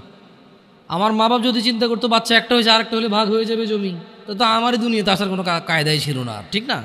তা আসলে কেউ কারো হক কমাইতে পারে না, বাড়াইতে পারে না। যার জন্য আল্লাহ যা বরাদ্দ করেছে তার উপরে কি করতে হবে? থাকতে হবে। উদাসীনতা থাকা যাবে না যুবক। যুবকদের উদাসীনতার মধ্যে ছেলেদের প্রবণতা। আচ্ছা, মহিলাদের কথা বললাম, পরে আবার আমি দেখছি কিছু ইউটিউব চ্যানেলে যাওয়ার পরে মহিলারা পুরো খেপে যায়, বলে উনি একতরফা কথা বলছে। গার্মেন্টস কর্মীদেরকে নিয়ে ছেলেদের খুব বাজে মন্তব্য থাকে, বিশেষ করে তারা রিয়েলিটি জানেও না, তাদের অবজারভেশন ঠিক আছে। প্রশ্ন, আমি মুফতি না, কোনো প্রশ্ন উত্তর নাই এই জায়গায়। আচ্ছা, আপনারা জাজ করবেন, এটা আমি আপনাদেরকে অনুরোধ করবো। আপনারা নাহলে ধ্বংস হয়ে যাবেন, আপনাদের উপায় থাকবে না। নাইলে খবরদার যাকে তাকে প্রশ্ন করবেন না। আমি যাকে তাকের মধ্যে পড়ি, মানুষ বলে না যেই সেই, আমি যেই সেই। টুকটা দু যেটা কথা বলতে পারি, আলহামদুলিল্লাহ, আল্লাহ এতে বরকত দান করুন। ডাক্তার নির্বাচনের ক্ষেত্রে কিন্তু 5-7 জনকে জিজ্ঞেস করেন যে কোন ডাক্তারটা ভালো হবে, মেডিসিন নাকি ডেন্টাল নাকি ওই যে কিডনি নাকি অর্থোপেডিক্স, হোয়াট এভার। সো মুসলিমদের উচিত প্রশ্ন যখন তার কোন ক্যাটাগরির প্রশ্ন, এই ক্যাটাগরির প্রশ্নের জন্য কোন আলেমটা ভালো হবে, এভারেজ অ্যান্সার নিয়ে। তালাকের প্রশ্ন যাকে তাকে জিজ্ঞেস করিয়ে না, এটা আমি অনুরোধ করব। আচ্ছা, সবাইকে জিজ্ঞেস করেন, আমাকে জিজ্ঞেস করিয়ে না, আমি খুব খুব ক্রিটিক্যাল এইসব অ্যান্সার, সো টাফ, কারণ খুব জিম্মেদারি। বিশেষ করে তালাক এত বাজেভাবে হয় এই দেশে। তালাক দিছে 3বার বলছে, এখন কি 3বার বলছে যে 3বার হয়েছে নাকি হয় নাই, এটা কনফিউজ থাকা অবস্থায় বউরে নিয়ে আসে, আরেকবার তালাক দিয়ে দিচ্ছে, এরপরে আনতে পারবে কিনা, এটা হলো প্রশ্ন। সো ক্রিটিক্যাল, মানে 3বার তালাক দিয়েছে, বউ জামাই আলাদা হয়ে গেছে, এখন পোলা পানে কান্দে, বাড়িওয়ালা মিলা গ্রামে মিলাই দিয়েছে, এরপরে এখন আবার তালাক হয়েছে, এখন আগের বারে যে আসছে ওটা ঠিক আছে কিনা, এটা নিয়ে প্রশ্ন। এখন তো তালাক তারা কনফার্ম হয়ে গেছে, বুঝতেছে আর কি তারা। কিন্তু প্রশ্ন হলো যে হুজুর তাহলে আগে যে নিয়ে আসছিলাম ওটা কি গুণ হয়েছে? মানে প্রশ্ন এখন এরকম হয়ে গেছে, বউ জামাই তালাক হয়ে গেছে 5 বছর, যা একটা বাচ্চা হয়েছে আর কি, মাঝে মধ্যে আসতো। বউ জামাই তালাক হয়েছে 5 বছর, বউরও বিয়ে হয় নাই কোথাও, জামাইও বিয়ে করে নাই, এখন এটা আবার বিয়ে করতে চাচ্ছে, মানে আবার নাকি বিয়ে করবে এরা। তো তুই বিয়ে করবি কেন আবার? তো বিয়ে থাকার কথা, যদি বিয়ে না থাকে তাহলে তো আর করার সুযোগ নেই। যদি আবার বিয়ে করা যায় তালাক দিয়ে, তাহলে তালাকের মূল্যটা হইল কি? আমি তালাক দিয়ে দিছি পার্মানেন্ট, তালাকে বায়েন হয়ে গেছে, খালাস, এখন আমি আবার বিয়ে করতে পারবো, তাহলে ওই বায়েনের ভ্যালু কি? তাহলে ব্যাপারটা হলো যে বউ বললো যে তোর ঘর করবো না, আমি গেলাম। এরপরে একদিন মনে হচ্ছে না তোর ঘর করা দরকার, করে আইলো। জামাই গুলো যে তুই আমার ঘর থেকে বেরো, তোর আমি রাখবো না, গেল। এরপর আবার মনে হয়েছে যে না আসা দরকার, আসলো, এরকম হয়ে গেল ব্যাপার। তো তালাকে বায়েনের তোর কোন তাহলে ভ্যালু থাকলো না, রাইট? কোয়েশ্চেন যাকে তাকে করবেন না, কেমন? যুবক ছেলেদের যেটা প্রবলেম বলতে চাচ্ছিলাম, মেয়েদের তো এটা বললাম, কেমন বিয়ের ক্ষেত্রে ওরা মানে আরও অনেকগুলো আছে, বললাম না। যেমন মেয়েদের বেশ কিছু প্রবলেম বলছি, জামাই সুদ খাক, ঘুষ খাক, মিছা কথা, টেন্ডারবাজি, চাঁদাবাজি, রাজনীতি কিন্তু ভালোভাবে কেউ দেখে না, আমিও দেখি না, সরি, তো রেকর্ডিংগুলো কিছু করার নাই, আমি পার্সোনালি এখন ভালোভাবে দেখি না। কেমন ওই যে আমাদের এলাকা তো ধরেন কুমিল্লার অঞ্চল, তো ছোটোবেলায় যদি এসব জিনিস প্রমোট করাই উচিত না, আমার অভ্যাস নেই এগুলো বলা, তারপর একটু এই রাজনীতি নিয়ে আসছে, তো আপনি যেখানে যাবেন ওই বিষয়টি কথা বললে আপনাকে ওই জায়গায় যাইতে হবে, কিছু করার নাই। ওই হারুন কিসিঞ্জার একজন ভদ্রলোক ছিল ছোটোবেলায়, খুব কৌতুকগুলো ক্যাসেট ম্যাসেট প্লে করতো মানুষ, তো ও গান গাচ্ছিল যে কাজে কামে মন বসে না, করি রাজনীতি, এই নীতিতে কত মানুষ হয়েছে কোটিপতি। তো কামে কাজে যাদের মন বসে না কোটিপতি, তারাও রাজনীতি করে, এটা তার গান, এটা সত্যমিত আমি জানি না, সে গাইছে। কেমন? তো ছেলেদের একটা বিশাল বড় প্রবলেম হচ্ছে কি, দায়িত্বহীনতা, উদাসীনতার সবচাইতে খারাপ সিচুয়েশনটা ওদের ভিতরে সবচাইতে বেশি দেখা যায়, দায়িত্বহীনতা। ইভেন যুবককে যদি তার মা বলে 1 কেজি চাল নিয়ে আসো, সে বলছে পারবো না, ভাইকে পাঠাও, অমুককে পাঠাও। আমি সর্বনিম্নটা দিয়ে বললাম আপনাকে, শহরে তো আপনারা অনলাইনে অর্ডার করেন, এই করেন, সেই করেন, গ্রামের কথা বললাম আপনাকে। বলছে যে গার্মেন্টস কর্মীরা সব মেয়েরা কেন কাজ করে, সবাই তো কমপ্লেন দিচ্ছে, আমি মনে বলতেছি কাজ করতে না, আমি বলছি না, কতগুলো বুঝের লোক আছে এখন বসে বসে কমেন্ট করবে, তো আপনি কি বলতে চাচ্ছেন ওরা কাজ করো? আরে ভাই, আমি কিছুই বলতে চাচ্ছি না, আমি বলতে চাচ্ছি যে এত যে সমালোচনা করেন, রাইট, ভুলকে তো ভুল বলতেছেন, কিন্তু দেখেন না কোন মেয়েটা গার্মেন্টসে কাজ করে। আপনার মতো কোনো পুরুষ বিয়ে করছে, আমার মতো কোনো পুরুষ বিয়ে করছে, 2টা বাচ্চা হয়েছে, পাড়া প্রতিবেশী 200, 300, 500, 600, 1000 টাকা করে হাওলাত নিয়ে চলে গেছে, 6 মাস আসতেছে না। ওই মেয়েটা গার্মেন্টসে কাজ করতেছে। মা বলতেছে তুই মরস না কা, তোর বিয়ে দিছে তোর ঘর টিকলো না, দুনিয়ার আর সবাই জামাইয়ের ঘর করতেছে না। এখন যে জায়গায় বিয়ে দিছে ওই ছেলে মদ খায়, গাঁজা খায়, জুয়া খেলে, কাজ করে না, ঋণ করে চলে, ওটা ডেলি রাত্রে এসে মারে মেয়েকে। তো ডেলি মার খাওয়ার চেয়ে মেয়ে এসে বাপের বাড়িতে থাকে, বাপ মা বুড়ো হয়ে গেছে, ভাইয়ের বউর সাথে ঝামেলা, মা প্রতিদিন কাঁদে আর চোখের পানি মোছার বলে তুই মরস না কা, যেদিন ওই তোর লবণ দিয়ে কেন মেরে ফেললাম না আমি। That's a real example and it's so true. আপনি হয়তো একটা ফ্ল্যাটে থাকেন, একটা গাড়ি আছে আপনার, অথবা গাড়ি নেই, বাপের আপনার 60,000 টাকা বেতনের চাকরি আছে, আপনি বোঝেন না এটা, বাট দিস ইজ রিয়েলিটি। আমি বলবো না যে গার্মেন্টসে সবাই এরকম না, গার্মেন্টসে তো 5 লাখ টাকা বেতনের মহিলা আছে চাকরি করে, সে চাকরি করে তার ভিন্ন কারণে, তার স্বামীকে সে বলে যে কেন আমি তোমার ইনকাম কেন খাবো, আমি আর্ন করবো এবং আমি ব্যয় করবো। হু আর ইউ, তুমি কে কথা বলার এখানে, আমি কামাবো খরচ করবো। ব্যয় যে ডিফারেন্ট থাকে, কেমন থাকে, কিন্তু যাদেরকে বেশি তিরস্কার করি আমরা। আর আপনি খারাপকে কি আমি ভালো বলতে বলছি? খারাপকে কি আমি ভালো বলতে বলছি? যে একটা পুরুষ বলুক তো, ওর বোনকে চালায়, মাকে চালায়, বউকে চালায়, মেয়েকে চালায়, আর ওরা গার্মেন্টসে যা কাজ করতে চায়। পৃথিবীর কোন মানুষ কাজ করতে চায়? শোনেন, এখন তো ছোট, আপনারা বুঝতেছেন না, যেদিন চাকরিতে ঢুকবেন ওই দিন আপনি অনুভব করবেন যে পৃথিবীর কোনো মানুষ যদি কোনো অপশন থাকে যে চাকরি না করে খাইয়া পরে বাঁচে থাকা যাবে, ও চাকরি করবে না। ও বলবো যে আমি গাড়ি চালাবো না, বাট আমি চাকরি করবো না, আমি এমনি বেঁচে থাকবো খাইয়া পরে। অসুস্থ হলে যদি বেশি টাকা না লাগতো মানুষের, বোন বিয়েতে যদি টাকা না লাগতো মানুষের, বাজার করতে যদি টাকা না লাগতো মানুষের, অধিকাংশ মানুষ বলতো যে ভাই, যদি কেউ বলতো যে দিনে তোর একটা করে ঘুষি দিই আর পুরো দিন তোর থাকা খাওয়া শিখছে সব আমার, ভাই আসতে দিস ভাই, একটু প্রয়োজনে কম খাওয়াইস, কম পোশাক দিস, হাসবেন হয়তো আপনি, বাট এটা হয়তো হইতে পারতো হয়তো। কারণ আমরা তো দেখি চাকরিজীবীদের কি বিরক্তি, চাকরিজীবীদের যে চাকরি করা কি বিরক্তি। না, বিরক্ত হওয়া উচিত না, কর্ম করা উচিত। আমি রিয়েলিটি বলতেছি, মানুষের মানে এক্সপ্রেশনটা বলতেছি আপনাদেরকে। তো ছেলেদের উদাসীনতা না হলে মেয়েরা কেন, মানে আপনি একদিকে বলতেছেন যে এটা, আরেকদিকে দোষটা কার? দোষটা কি ওই মেয়ের যে কাজ করেন না? ওরও আছে, কিন্তু আসলে কত নিরুপায় মানুষ আছে, আপনি কথা না বললে বুঝবেন না ভাই, বিশ্বাস করেন, কথা না বললে বুঝবেন না। না, ও হয়তো ও আল্লাহকে ভয় করলে আল্লাহর জন্য ভালো রাস্তা দিত, ও তো আল্লাহকে ভয় করে না, জানা ব্যভিচার, মানে গার্মেন্টসে যাওয়ার আগেও তো খুব একটা ভালো চলাফেরা করছে তা না। আপনি গার্মেন্টস কেন বলবেন? আপনি ধরেন না একবারে কোনো বড় কোনো একবারে ধরেন কিছু একটা বিশাল আয়োজন, ওটাই হোক না হোয়াট এভার, কিন্তু বাপরে এরা জানি আবার টাইটেল জানি যে নারী কি উন্নয়নে বাধা দিচ্ছি আমি। না, ওগুলো বলতেছি না। আমি নারীদের পক্ষে বলতেছি যে বোন, তোমার কষ্ট আমি অনুধাবন করতেছি, আমি তোমার কষ্ট অনুধাবন করি যে তুমি কোন দুঃখে তুমি 12,000 টাকার জন্য রাস্তায় নেমে তুমি আন্দোলন করো। কারণ তোমার ঘরে থাকা স্বামীটা এতটাই অযোগ্য,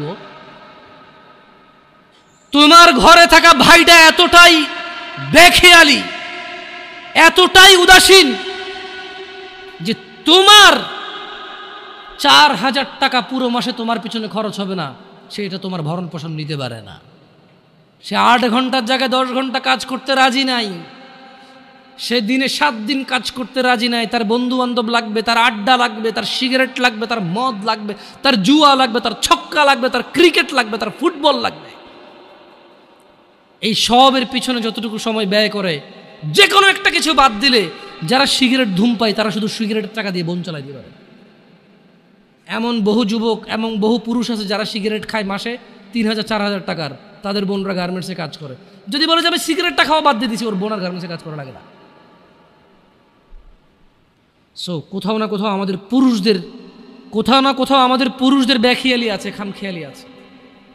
আমাদের উদাসীনতা এবং আমাদের দায়িত্বহীনতাই মূল আমাদের দায়িত্বহীনতা হচ্ছে মূল কাজ। আমার মেয়ে, আমার বোন, আমার স্ত্রী, আমার মা, ওরা বের হয়, আমার অজান্তে বের হয় না, আমি ওদেরকে বাধ্য করেছি, দোষটা আমাদের উপরে আসবে। এমনি তো আল্লাহ নবী সাল্লাল্লাহু আলাইহি ওয়াসাল্লাম বলে নাই যে দাইয়ুস জান্নাতে যাবে না। কেন যাবে না? আজকে আপনি গার্মেন্টসের দোষ দিয়ে লাভ আছে? আজকে আপনি ওই ইট ভাঙার কি ব্রিক ফিল্ডে দোষ দিয়ে লাভ আছে? না, দাইয়ুস জান্নাতে যাবে না। মনে রাখবেন, যুবক অবস্থায় এই জিনিসগুলো নলেজ রাখা ভালো, বিয়ে শাদীর আগেই। কোন মহিলা যদি বেপরদার কারণে জাহান্নামে যায়, শুধু ও যাবে না, ওর সাথে কেউ না কেউ রিলেটেড থাকবে পুরুষ। কুড বি ফাদার, বাপ হইতে পারে, বড় ভাই হইতে পারে, তারপর হচ্ছে স্বামী হতে পারে। যদি ওর জাহান্নামে যাবার রিজনই হয় বেপর্দা, বেখোলা, খোলামেলা চলাফেরা, মানুষ হাজার রিজনে জাহান্নামে যেতে পারে। আল্লাহ সবাইকে ক্ষমা করুন এবং হিদায়াত দান করুন, আমিন। হাজারটা রিজন আছে জাহান্নামে যাওয়ার, কিন্তু যদি কোনো মহিলা, এমন মহিলা যার বড় ভাই আছে, যার বাপ আছে, যার স্বামী আছে, আর ওদের থাকা অবস্থায় তার এমন একটা অন্যায়ের কারণে তার জাহান্নাম হয়েছে, যে অন্যায়টা হচ্ছে তার কি, খোলামেলা চলাফেরা, তার জানাবা বিচারে চলাফেরা, তার বেপরদা অশ্লীল চলাফেরা, তাহলে ওই মহিলা একা জাহান্নামে যাবে না, সঙ্গে কাউকে নিয়ে যাবে। এবার যে লোকটা সংশ্লিষ্ট সময়ে দায়িত্ববান ছিল সে যাবে সঙ্গে। এটা খুব সিম্পল লজিক, কিন্তু কান টানলে কি আসে? কান টানলে কি আসে? ওই মহিলা যদি সংশ্লিষ্ট রিজনে যদি জাহান্নামে যায়, সংশ্লিষ্ট সময়ে যে দায়িত্ববান পুরুষ তার অভিভাবকত্বের মধ্যে ছিল, যার উচিত ছিল তার জন্য সামর্থ্য অনুযায়ী জামা কাপড় কিনা সুন্দর দেখে, সামর্থ্য অনুযায়ী খাওয়ার দাওয়ার ব্যবস্থা করা, তার আর অর্থনৈতিক অবস্থার উপরে ডিপেন্ড করে, সামর্থ্য অনুযায়ী ওর কমফোর্ট জোনে রাখা, ওকে সামর্থ্য অনুযায়ী যতটুকু আছে উজাড় করে দেওয়া ওর পিছনে, ওই সংশ্লিষ্ট ব্যক্তিটার জন্য দায়ী থাকবে। যদিও ভিন্ন কারণ, এখন টাকা পয়সাই হয়েছে, বিষয়ের জন্য খেয়াল রাখে না, গাড়ি টাড়ি কিনে দিছে, ছোটো ছোটো জামা কাপড় কিনে দিছে, এগুলো পরে ঘরে, এটা ভিন্ন কথা। তবে আমি ছিলাম যারা কর্মজীবী, যারা নিম্ন কর্মজীবী, তাদের কথা বলছি। যে কোনো অপরাধকে, যুবকদের এখন একটা প্রবলেম হচ্ছে যেটা বুড়োদের মধ্যে ছিল না। বুড়োদের একটা সমস্যা কি, মানে এমনভাবে কথা কয় না, বুড়ো বলবো না, বয়স্কদের, সরি আমার ভাষার কারণে কথা কিন্তু মিনিং চেঞ্জ হয়ে যায়, বুঝছেন? তো এটা আমার ওইভাবে নিয়েও যাবে না, আমি খারাপ উদ্দেশ্য নিয়ে বলতেছি না। মানে যারা বয়স্ক বৃদ্ধ, তারা দেখবেন যে কিছু হইলে বলে যে আমগো যুগে এগুলো ছিল না ভাই, কি যুগ আইলো, রাইট? এটার কথা বলে, মানে উনি যেভাবে বলতেছে মনে হয় যেন ওনার যুগে কোনো মা বাপের পোলা পায় নাই, ধাক্কায় নাই, মনে হয় যেন কোনো ভাই মারামারি করে মাথা ফাটায় মারা যায় নাই, মনে হয় যেন ভাই আর ভাবির কেলেঙ্কারিতে পরে বিয়ে ভাঙি আবার নতুন করে বিয়ে দেয় নাই, মনে হয় যেন মামু আর ভাগিনা ধরা পড়ে নাই। এরা এমনভাবে বলে কি না? এইগুলো একটা কথা বয়স্করা বলে। আর জোয়ানরা একটা বিশাল বড় প্রবলেম, যে কোনো প্রবলেমকে সলভ করে, ভাই ডিজিটালাইজেশন, ভাই এখন যোগ, বুঝছেন, স্পিডই, হ্যাঁ গতি, ভাই গতি আলাদা, ভাই আপনি বুঝবেন না ভাই, এখন এটাই ট্রেন্ড, এখন চলেই এমতে, হ্যাঁ মানে জোয়ানদের কথা হচ্ছে ভাই এটা আপনি বুঝবেন না, এখন চলেই এমনি ভাই, ধর ভাই আপনি ভাই আগের কথা কয়ে লাভ আছে ভাই, হ্যাঁ আপনি ওরা যাই বলেন, আপনি বলবো যে আগের কথা কয়ে লাভ আছে। আর বয়স্ক লোকে যে অপরাধী দেখে এমন একটা ভাব করে আমার জন্য আগে ছিল না, ছিল, বাট প্রচার কম হয়েছে, আচ্ছা যাক, অবশ্য যে কোনো অপরাধ প্রচার হয়ে গেলে অপরাধ বড় অপরাধ, এটাই বাস্তব কথা। দেখেন, আউযু বিল্লাহি মিনাশ শাইতানির রাজিম, যে কোনো অপরাধকে আধুনিকতার কথা বলে সে মানে করা যাবে না, ইগনোর করা যাবে না। কেন? বালিল ইনসানু আলা নাফসিহি বাসীরা, আল্লাহ সুবহানাহু ওয়া তাআলা বলছে যে বরং মানুষ নানা অজুহাতের অবতারণা করে। কেমন? বালিল ইনসানু আলা নাফসিহি বাসীরা, বরং মানুষ নিজের সম্পর্কে সে নিজেই সম্যক অবগত। কেমন? ওয়ালাউ আলকা মাআযীরা, যদিও সে নানা অজুহাতের অবতারণা করে। এখন মুরব্বীর অজুহাত হচ্ছে যে কি যুগ আইছে, আর জোয়ানের অজুহাত হচ্ছে যে ভাই যুগ আগেরটা নাই, এখন আর আগের যুগ বাগে খাইছে। জোয়ানের যে কোনো প্রবলেম ও বলে আগের যুগ বাগে খাইছে, আর মুরব্বীর যে কোনো প্রবলেম ও বলে যে আরে কি যৌবনা আইলো। কিন্তু ওই অপরাধ কিন্তু ওনার ছেলেই লিপ্ত, ওনার নাতেই লিপ্ত। আপনি গ্রাম অঞ্চলে, শহরে তো আসলে ওইটা নাই বলে লাভ নাই। গ্রামে তো মনে করেন সবার ঘরে টিভি আছে, কিন্তু আবার ওই যে প্রত্যেকটা দোকানের মোড়ে মোড়ে একটা করে দোকান আছে, চা, বেশ কিছু দোকান আছে যেখানে চা পরোটা, বিশেষ করে সারাদিন 24 ঘন্টা চাটাই চলে ননস্টপ। আর সকালে পরোটা বানায়, বিকেলে পুরি বা কেউ সিঙ্গারা বানায়, আর ডিফারেন্ট কেউ সেমাই রান্না করে, কেউ সুজি পায়েস, মানে কেউ হালুয়া বানায়, তো এইভাবে এটা দিয়ে চলে। তো ওই দোকানগুলোতে টেলিভিশনে সারাদিন যেই যুগে যেই গান বাজনা সিনেমা ছিল ওই যুগে ওইটাই চালাইছে, ওরা পিছায় নেই জীবনে। যদি বাংলাদেশ সরকার মানে আমাকে কখনো প্রশ্ন করে যে কারা ডিজিটালাইজেশনের সর্বোত্তম ব্যবহার করছে, মানে সবার আগে এবং পুঙ্খানুপুঙ্খু, আমি বলবো যে গ্রামের চা দোকানগুলা। যেই যুগে যেই সিনেমা যতটুক খুইলা মেলা নাচছে, ওই যুগে ওই সিনেমা ওই গান ওগুলোই ওরা চালাইছে ওদের টিভিতে। ওরা কোনো দিন ভাই সবার আগে ভাই চালাই দিতে হবে। বাপ দোকানদারি করে, ছেলে দোকানদারি করে, বাপ ছেলে দুজনের সামনে এইসব গান বাজনা বাজে। আর আপনাকে একটা কথা বলি, ওই দোকানের অধিকাংশ কাস্টমার কারা জানেন? যারা বসে বসে সিনেমা নাটক দেখে, অধিকাংশ 30-35+ মানুষ। কেন 40+50+ই বেশি? কেন 40-50+ই বেশি মানুষ? কেন? ছেলে বিদেশ আছে, টাকা পাঠায়, বাপে কাজ করে না এখন, আর আগে হাল চেষ্টা করতো, রাইট? তো এখন ওখানে জোয়ানদের সিরিয়াল কম কেন? কারণ মুরব্বী আছে তো ঢুকতে পারে না। এটা তো আর শহর না যে আবে তুই কেঠা, তুই কেঠা, এটা তো গ্যারাম, তো তুই কেঠা বলে ঘুষে নাক ভাঙে দেবে, তুই আমি কে মানি?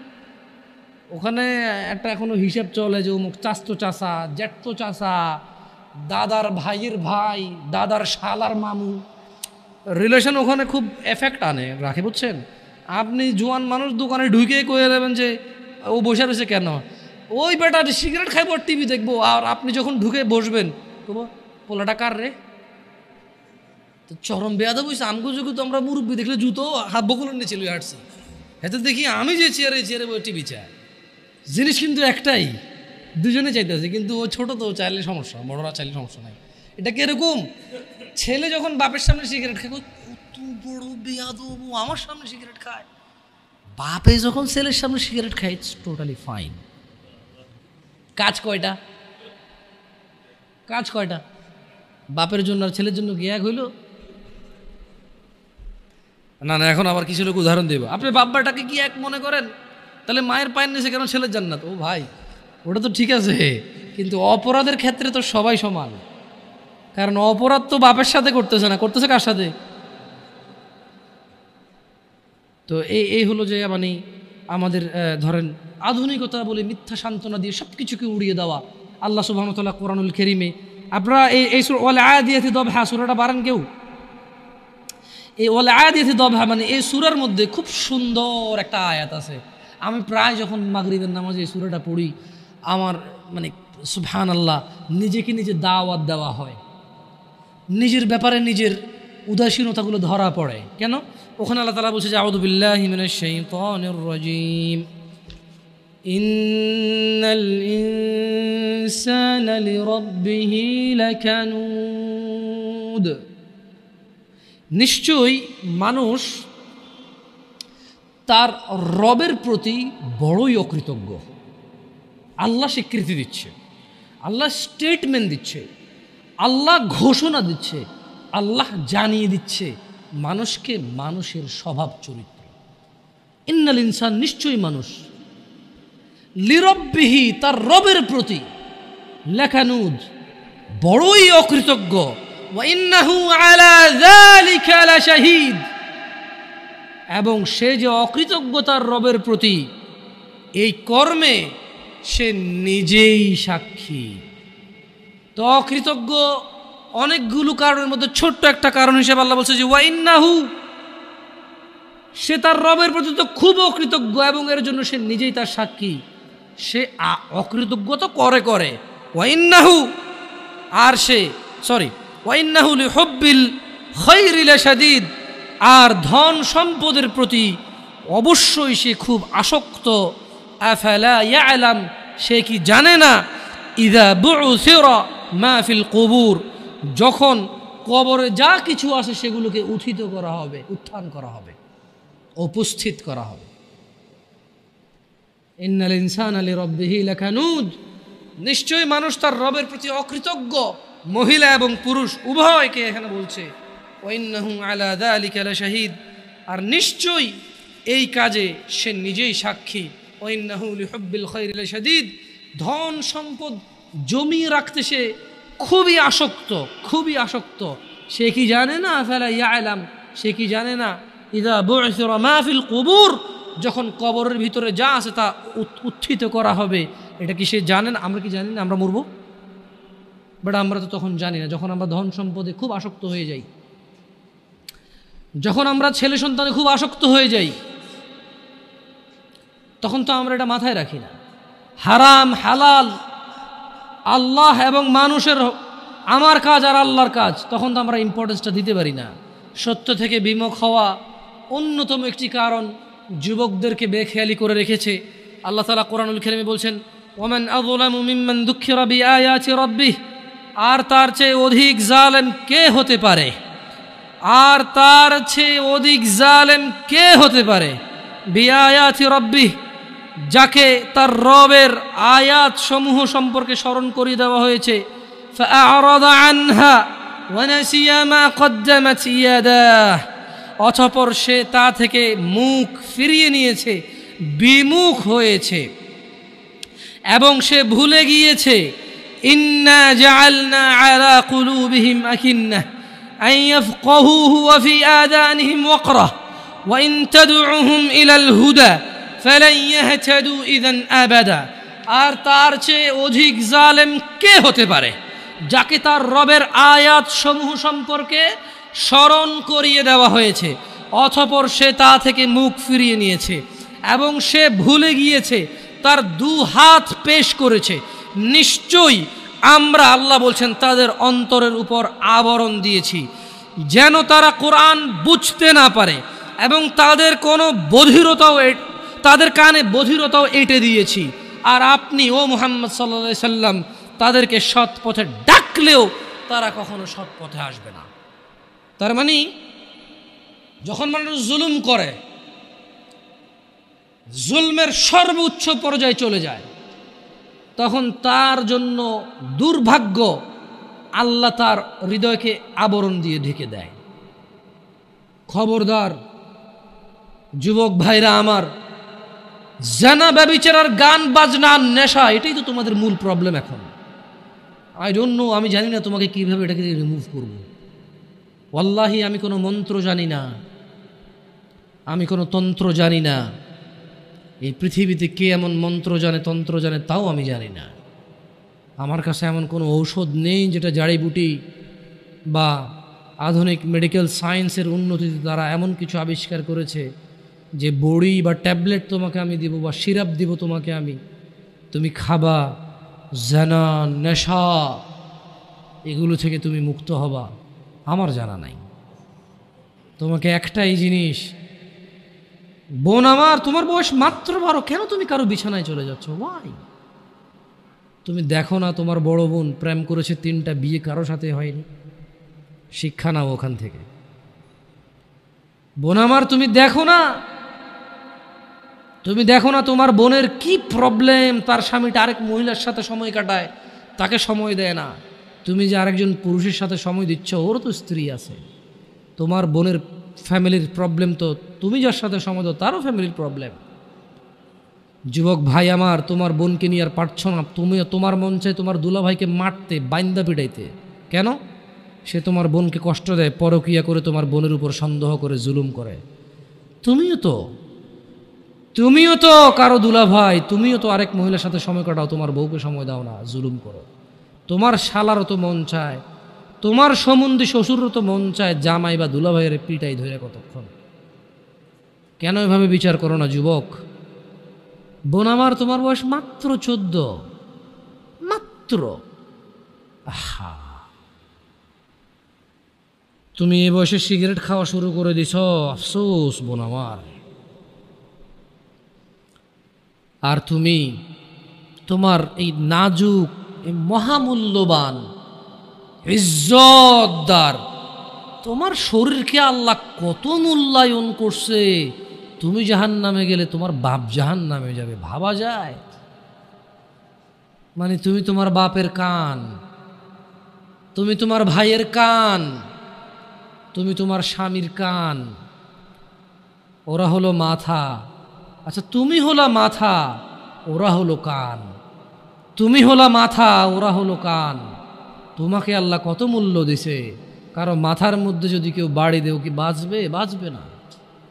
যত বড় ডাক্তার, কবিরাজ, যত উন্নত চিকিৎসায় নিয়ে যাক, যদি ওর মাথা ফেটে চৌচির করে দেয়, মস্তিষ্ক বেরিয়ে যায়, ওর বাঁচার চান্সেস কতটুকু আছে আর কতক্ষণ আছে? তোমাকে, তোমার এই ছোট্ট 3.5 হাত বডিকে আল্লাহ কত ইজ্জত দিছে, কত সম্মান দিছে। যদি কেউ তোমাকে জোর করে জেনা করে, তাকে সে যদি বিবাহিত হয় তাকে জুমা মসজিদের সামনে অথবা মহাসমাবেশে প্রকাশ্যে কোমর পর্যন্ত গেড়ে পাথর মেরে মেরে মেরে ফেলতে হবে। কেন? সে তোমার গায়ে হাত দিতে গেল। তোমার ইজ্জত আবরু কত উপরে। তুমি কি আর আল্লাহর সৃষ্টি জাতা? আল্লাহর সৃষ্টি বনি আদম, ওয়ালাকাদ কাররামনা বনি আদম। আল্লাহ সুবহানাহু ওয়া তাআলা বলছে যে আমি বনি আদমকে কারাম করেছি, ওদেরকে আমি সম্মানিত করেছি। ওই সম্মানিত সম্প্রদায়ের সবচাইতে মূল্যবান তুমি। তোমার ব্যাপারে এই যে মানুষগুলো, এই যে পুরুষগুলো, আদম আলাইহিস সালাম ওনার উম্মতের নবী ছিল, কিন্তু মুহাম্মদ রাসূলুল্লাহ সাল্লাল্লাহু আলাইহি সাল্লামের উম্মত যত পুরুষ,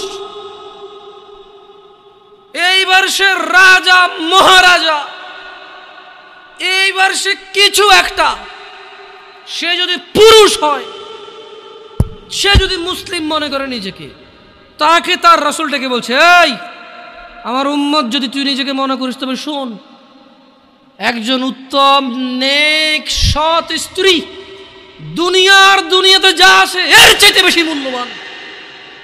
তার মানে ওই যে পুরুষ তার কাছে মূল্যবান, যেই পুরুষের কাছে নেক স্ত্রী নেই সেই পৃথিবীতে ধনী হতে পারবে না।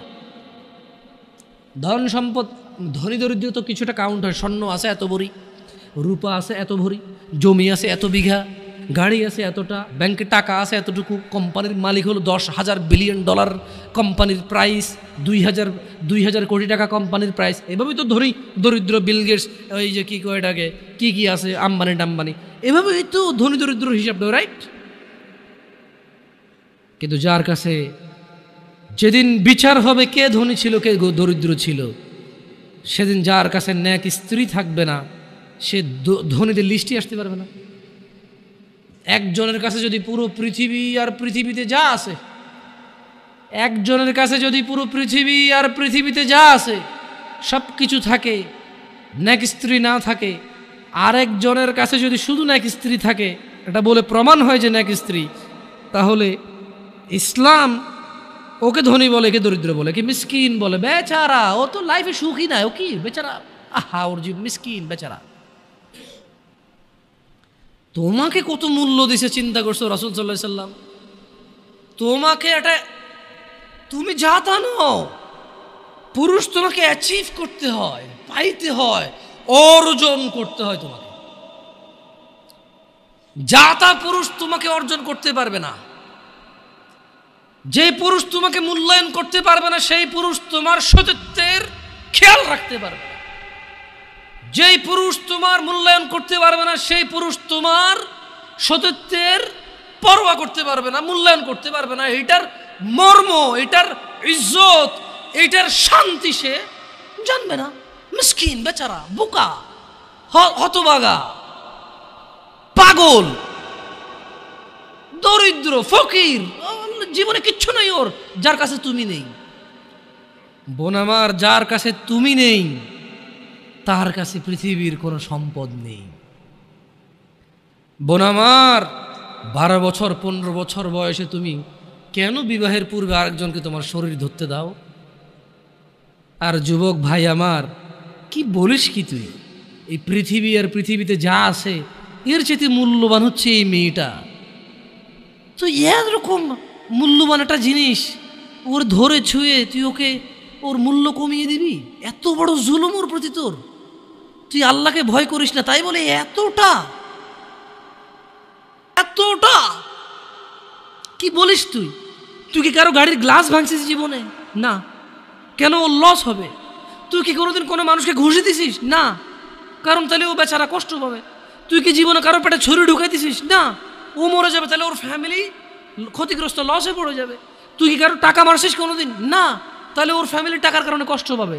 তাহলে তুই কেন তুই এত ছোট ছোট বিষয়গুলো খেয়াল রাখিস যে আরেকজনের লস হবে? তাহলে তুই এই মেয়েটার জীবনটাকে তুই কি করলি?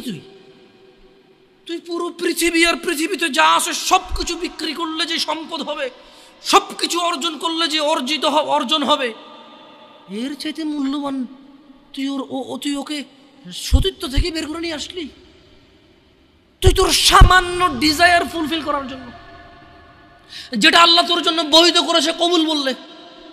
তোর বাপের দোষ, আল্লাহর তো দোষ না, তোর বাপের দোষ, সমাজের তো দোষ না।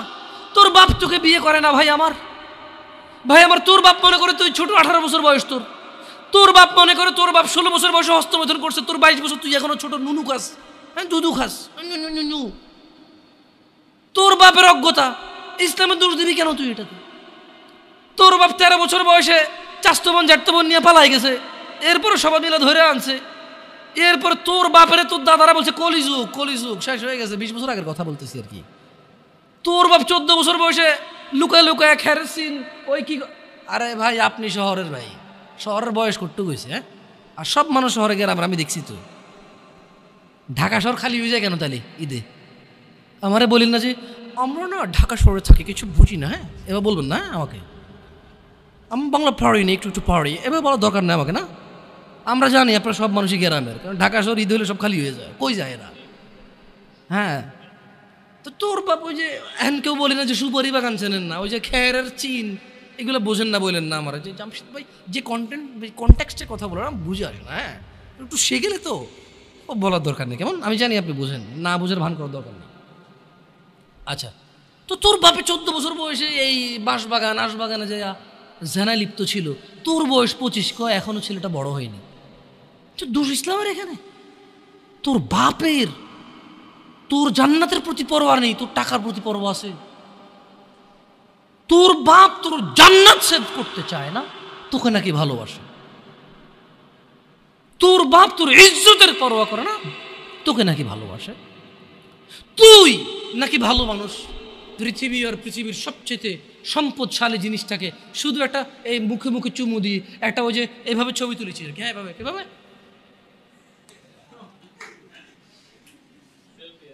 হ্যাঁ, এরপরে ফোল্ডার বানায়, ফোল্ডার লক করে রাখছে যাতে কেউ না জানে। এরপরে ওই মাইয়ের বিয়ে ঠিক হয়ে গেলে ধমক দেয়, ছবি পাঠাবো একটা করে। সামান্য ডিজায়ার যেটা তোর হালাল ভাবে আল্লাহ দিয়েছে তোকে, একটু সবর কর। তুই ক্লাস 5-এ পড়তেছিস, 6-এর জন্য ওয়েট করতেছিস না? তুই ক্লাস 8-এ পড়িস ভাই আমার, ছোট পিচ্ছি সোনামণি ভাই আমার। তোকে আমি আমার মাথায় রাখি, তুই বলছিস রাগ করিস না। তুই বললে আমি না, অত তো সিনেমা নাটক দেখি না, তোরাই কস। তুই বললে আপন, তাই তোরা আপন করে বলতেছি। আবার কইস না হুজুরের ব্যবহার খারাপ। উনি তুই করে কেন বল, উনি এভাবে কেন কথা বলেন, নিজেকে কি মনে করেন? না, তোরাই ডায়লগ দেস, আসলে তুই বললে আপন মনে। আমি এই জন্য ভাই, তোরা আমার কইছিস তুই বললে আপন, আমি তুই কই। আমি তো সৌদি আরব বড় হয়েছি, আমি তো দেশে বড় হই নাই। আমি আসার পর সব ডাইরেক্ট দেখছি, আসলে আপন জনকে তুই বলে, হ্যাঁ তুই বললে আপন মনে হয়। আমি তোরা আপন মনে করি, কারণ ইন্নামাল মুমিনুনা ইখওয়া। 1450 বছর আগে আল্লাহ আমার কাছে তুই আমার ভাই, কত আপন তুই চিন্তা কর। তোরা তুই কমু না কারে কমু রে ভাই আমার? তুই আমার আচরণে যাইস না। হ্যাঁ, তুই আমার কত পুরনো ভাই তুই জানিস? আমার মায়ের পেটের ভাইটা আমি যেদিন জন্ম হয়েছি বুঝতে পারছি, সেদিন আমাকে আমার বাপ মা, আমার পরিবেশ বলছে আমার মায়ের পেটের ভাই। কিন্তু অ্যাজ এ মুসলিম তুই আমার ভাই। 1450 বছর আগে এটা ঘোষণা হয়ে গেছে পৃথিবীতে। তোকে যদি আমি তুই না বলি, আদর করে না বলি, আপন না মনে করি, কাকে মনে করবো রে? তুই তো আমার তুই তো আমার আপন। এমন করিস না ভাই আমার, তোর বয়স সবে 14 বছর। একটু অপেক্ষা কর।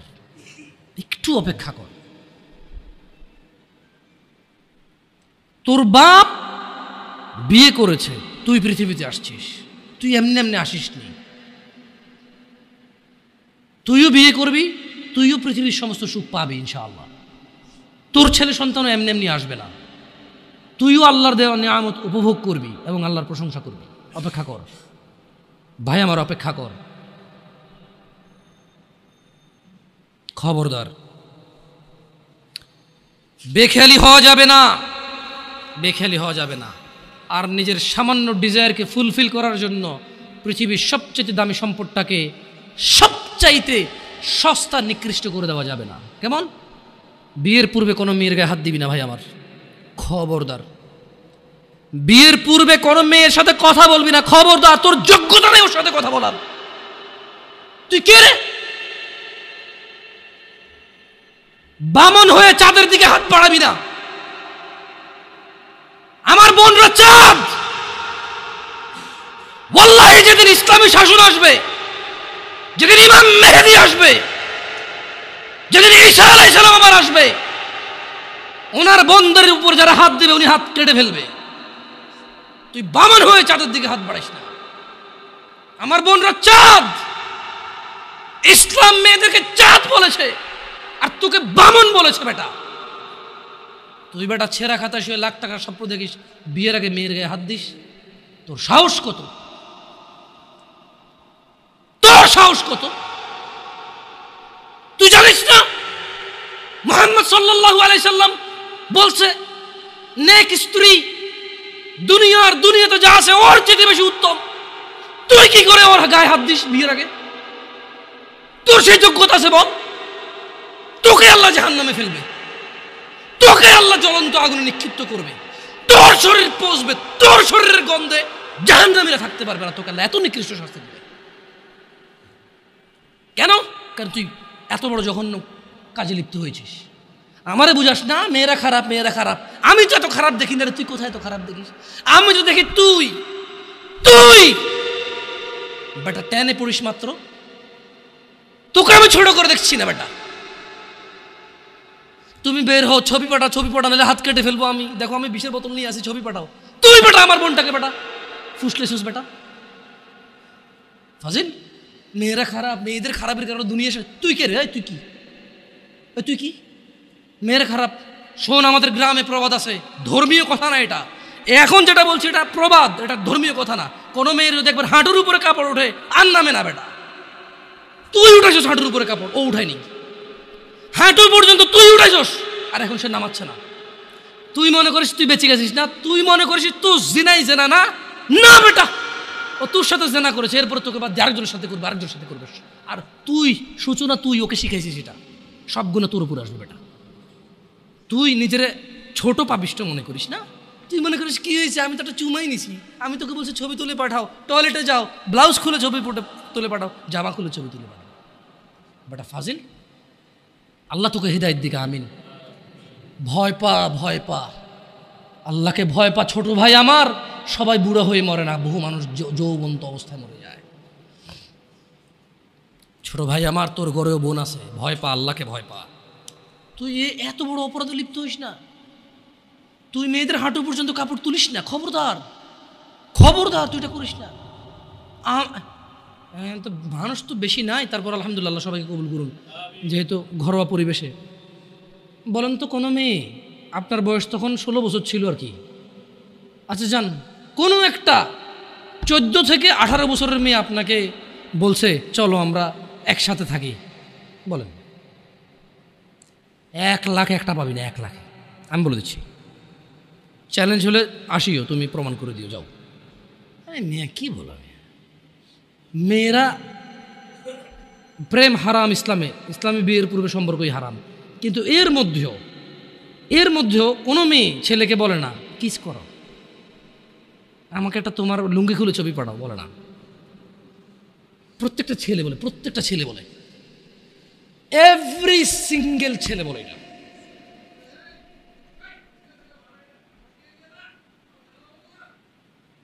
কি ও আচ্ছা, ঠিক আছে, বন্ধ কর জানালা না, মানুষকে কষ্ট দিন না, জানালা বন্ধ করে দেন। আপনার সাউন্ডটা আরও একটু করিয়েন, কেমন? মানুষজন যাতে কষ্ট না পায়, কেমন? কারণ সবাই বাধ্য না তো। না ঠিক আছে, না জানালাগুলো বন্ধ করে দেন, মানুষ যাতে কষ্ট না পায়, কারণ সবাই তো বাধ্য না। আর সাউন্ড সিস্টেমটাকে আরও তাহলে কী করবেন, মানে এরপরের হালাকা নিচে আপনি মাইক লাগাবেন, মাইকের সাউন্ড লিমিট করবেন। আপনি দেখেন, এটা তো টেকনোলজিক্যাল ব্যাপার, রাইট? আমি আপনাদেরকে অনুরোধ করব, এরপরে আরও অনেকেই আসবে, রাইট? প্রতি মাসেই হয়তো আসে। আপনাদের যেখানে যারা বসে, সংশ্লিষ্ট ওই এরিয়াতে যাতে সাউন্ডটা সীমাবদ্ধ থাকে। নিচতলায় তো আর এখানকার সাউন্ড যাবে না, নিচতলায় আলাদা একটা সাউন্ড ওই লাগাই দেন, মাইক্রোফোন লাগাই দেন, মানে স্পিকার, সরি।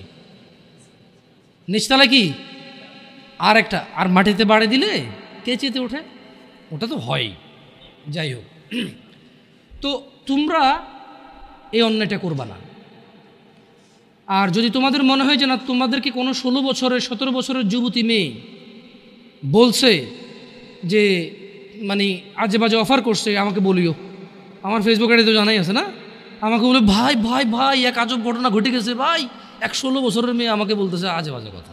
না, মনে রাখবা, তোমরা যারা মেয়েদেরকে এত বিচ্ছিরিভাবে ফেসবুকে কমেন্টস করো, না খারাপকে খারাপ বলবো, এটা আমি জানি, খারাপকে খারাপ বলতে হয়, কিন্তু তুমি মনে রাখবা তোমার মতো আমার মতো কোনো ছেলে দায়ী এটাতে।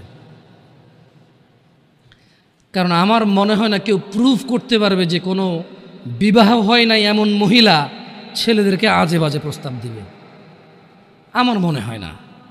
হ্যাঁ, বিবাহের পূর্বে দিতে পারে কারা, যাদেরকে 12 বছর 13 বছর থাকা অবস্থায় তাদেরকে তাদের বয়ফ্রেন্ডরা আজে বাজে পথে নিয়ে চলে গেছে, সেটা ডিফারেন্ট ইস্যু হতে পারে। বাট নর্মালি যে কোনো ছেলে যে কোনো মেয়ের সাথে পরিচয় হলেই কিন্তু আজে বাজে প্রস্তাব দেওয়া শুরু করে।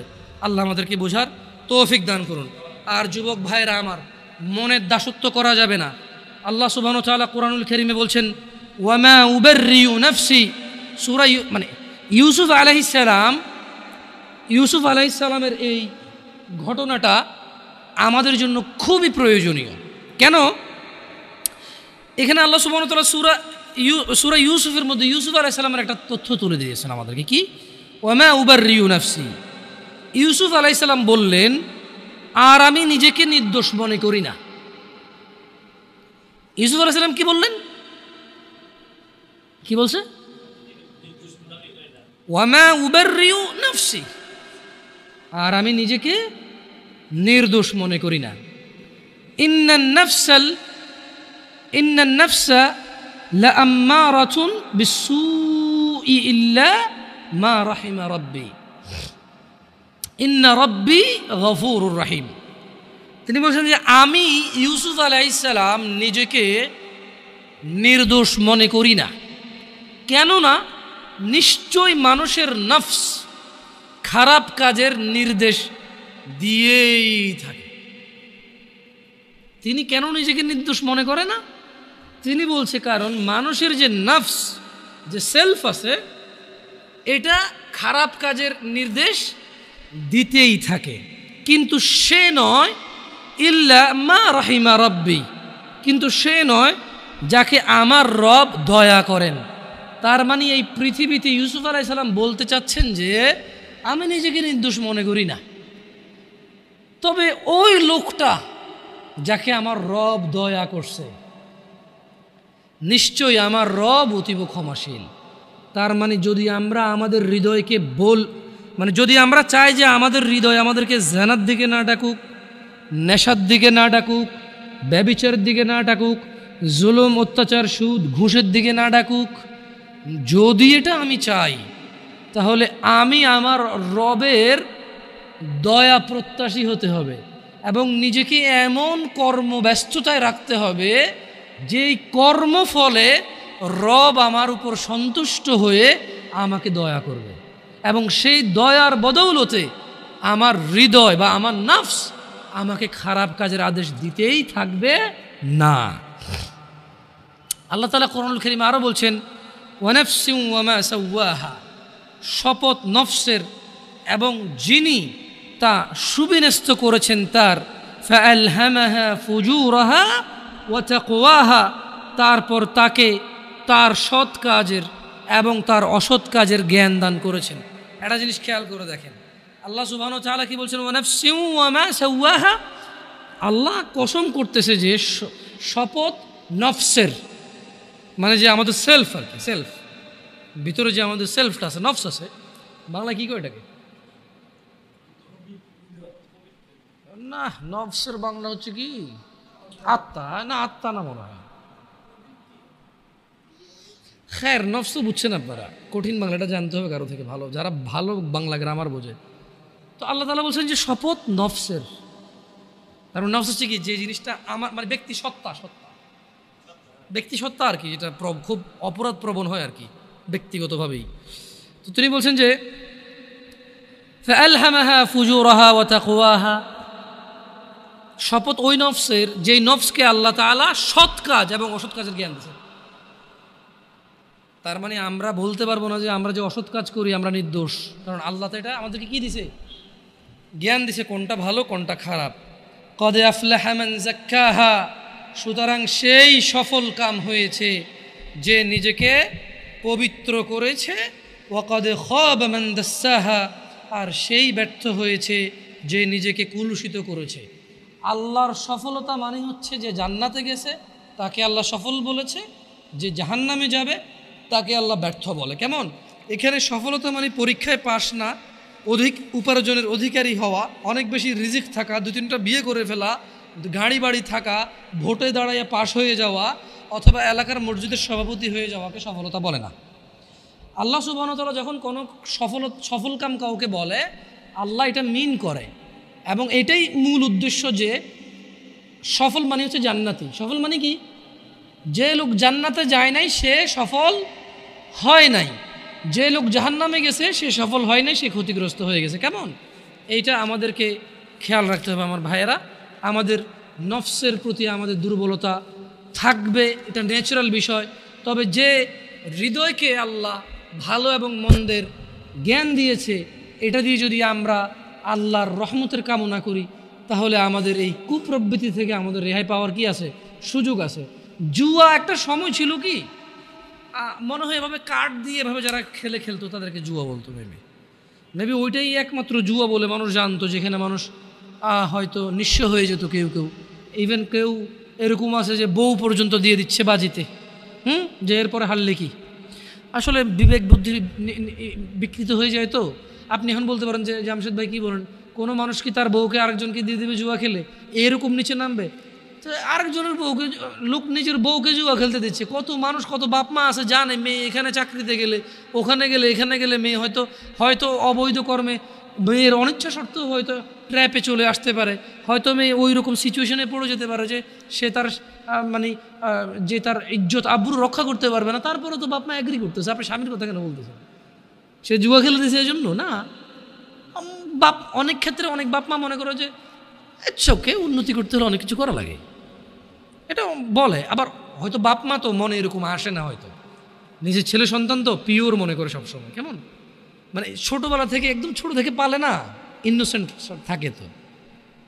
আর আসলে বাপ মা তো ছেলে সন্তানের খারাপ যে জানাবে বিচারের বিষয়টা তো আসলে বুঝে আসে না, স্বাভাবিক। এটাই তো আল্লাহর দয়া যে বাবা মা ভাই বোন সম্পর্কটা তো পবিত্র রেখেছে আল্লাহ সুবহানাল্লাহ। সো যুবকদের বেশি একটা ছক্কা লুডু কয়দিন আগে ছিল, ছক্কা লুডু। কেমন? এটা আমি বলছি যে কি, এটাকে জুয়া বলে আর কি, তো এটা তো জুয়া। কিন্তু প্রবলেম হচ্ছে এখন ইউটিউবে ওয়াজ দেখতে গেলেও জুয়ার অ্যাড আসে। মানে একটা সময় জুয়া খেলতো মানুষ, ফসলি জমিন কেটে ফেলছে মধ্যখানে গিয়ে, হ্যাঁ, একটা কারো পরিত্যক্ত বাড়ি, প্রচুর গাছপালা, ভিড়, কবরস্থান, ওটার ভিতরে ঢুকে কার্ড খেলতো। হ্যাঁ, অথবা কারো বউ আজকে বাসা নেই, বলছে দোস্ত চলে আসো আমার এখানে হবে। আরো বড় লোকেরা বাগান বাড়ি বানাই ফেলছে জুয়া খেলার জন্য, নেশা করার জন্য। কিন্তু এখন প্রবলেম হচ্ছে এটা পাবলিসিটি হচ্ছে যে খেলো আসো। আচ্ছা, এটা হবেই বা না কেন? এখানে অনেকে ক্রিকেট প্রেমী থাকতে পারে, এটা আপনার ব্যাপার। আমি ক্রিকেট সম্পর্কে খুব বেশি বুঝি না, এই জন্য ভালো মন্দ বলতে পারবো না। তবে এতটুকু বলবো, কোয়েশ্চেন করবো আর কি। ক্রিকেট তো এখন অনেকে পেশা হিসেবে নিয়েছে, রাইট? তো প্রতি বছর সার্কুলেশন দিয়ে বাংলাদেশ জাতীয় দলে কতজন খেলোয়াড় নেওয়া হয়?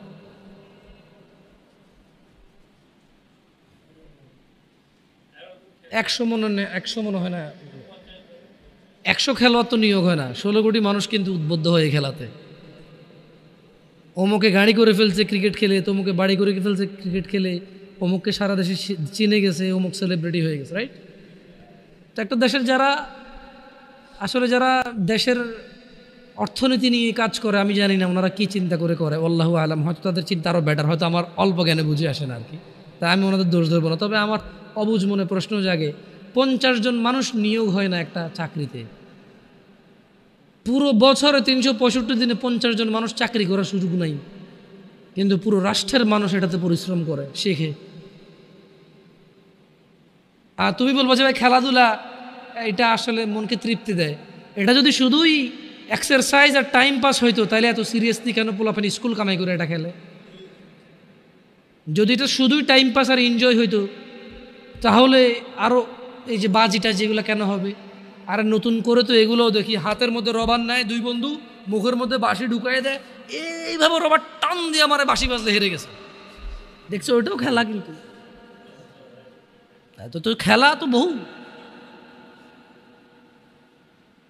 আমরা ক্রিকেট খেলাকে যখন আমরা অত প্রমোট করি না, বা ক্রিকেট না যত খেলা যেটা 10-12 জনে খেলে এদের এক্সারসাইজ হয়, বাকিরা শুধু ঘন্টার পর ঘন্টা ওয়েস্ট হচ্ছে টাইম। আমি ক্রিকেট বলবো না এবার, কারণ আমার দরকার নেই নাম নেওয়ার। আসলে খেলা অনেক রকম হইতে পারে। মানে আমরা যখন এই জিনিসগুলোকে আমি বলবো যে যখন মানে এটাকে যখন আমরা প্রমোট করি না, অনেকে ভুল বোঝে যে আমরা সেকেলে মানুষ বুঝি না, ওরা একটু টাইম পাস করে না। এটা শুধু টাইম পাস হলে এরকম বলতাম না।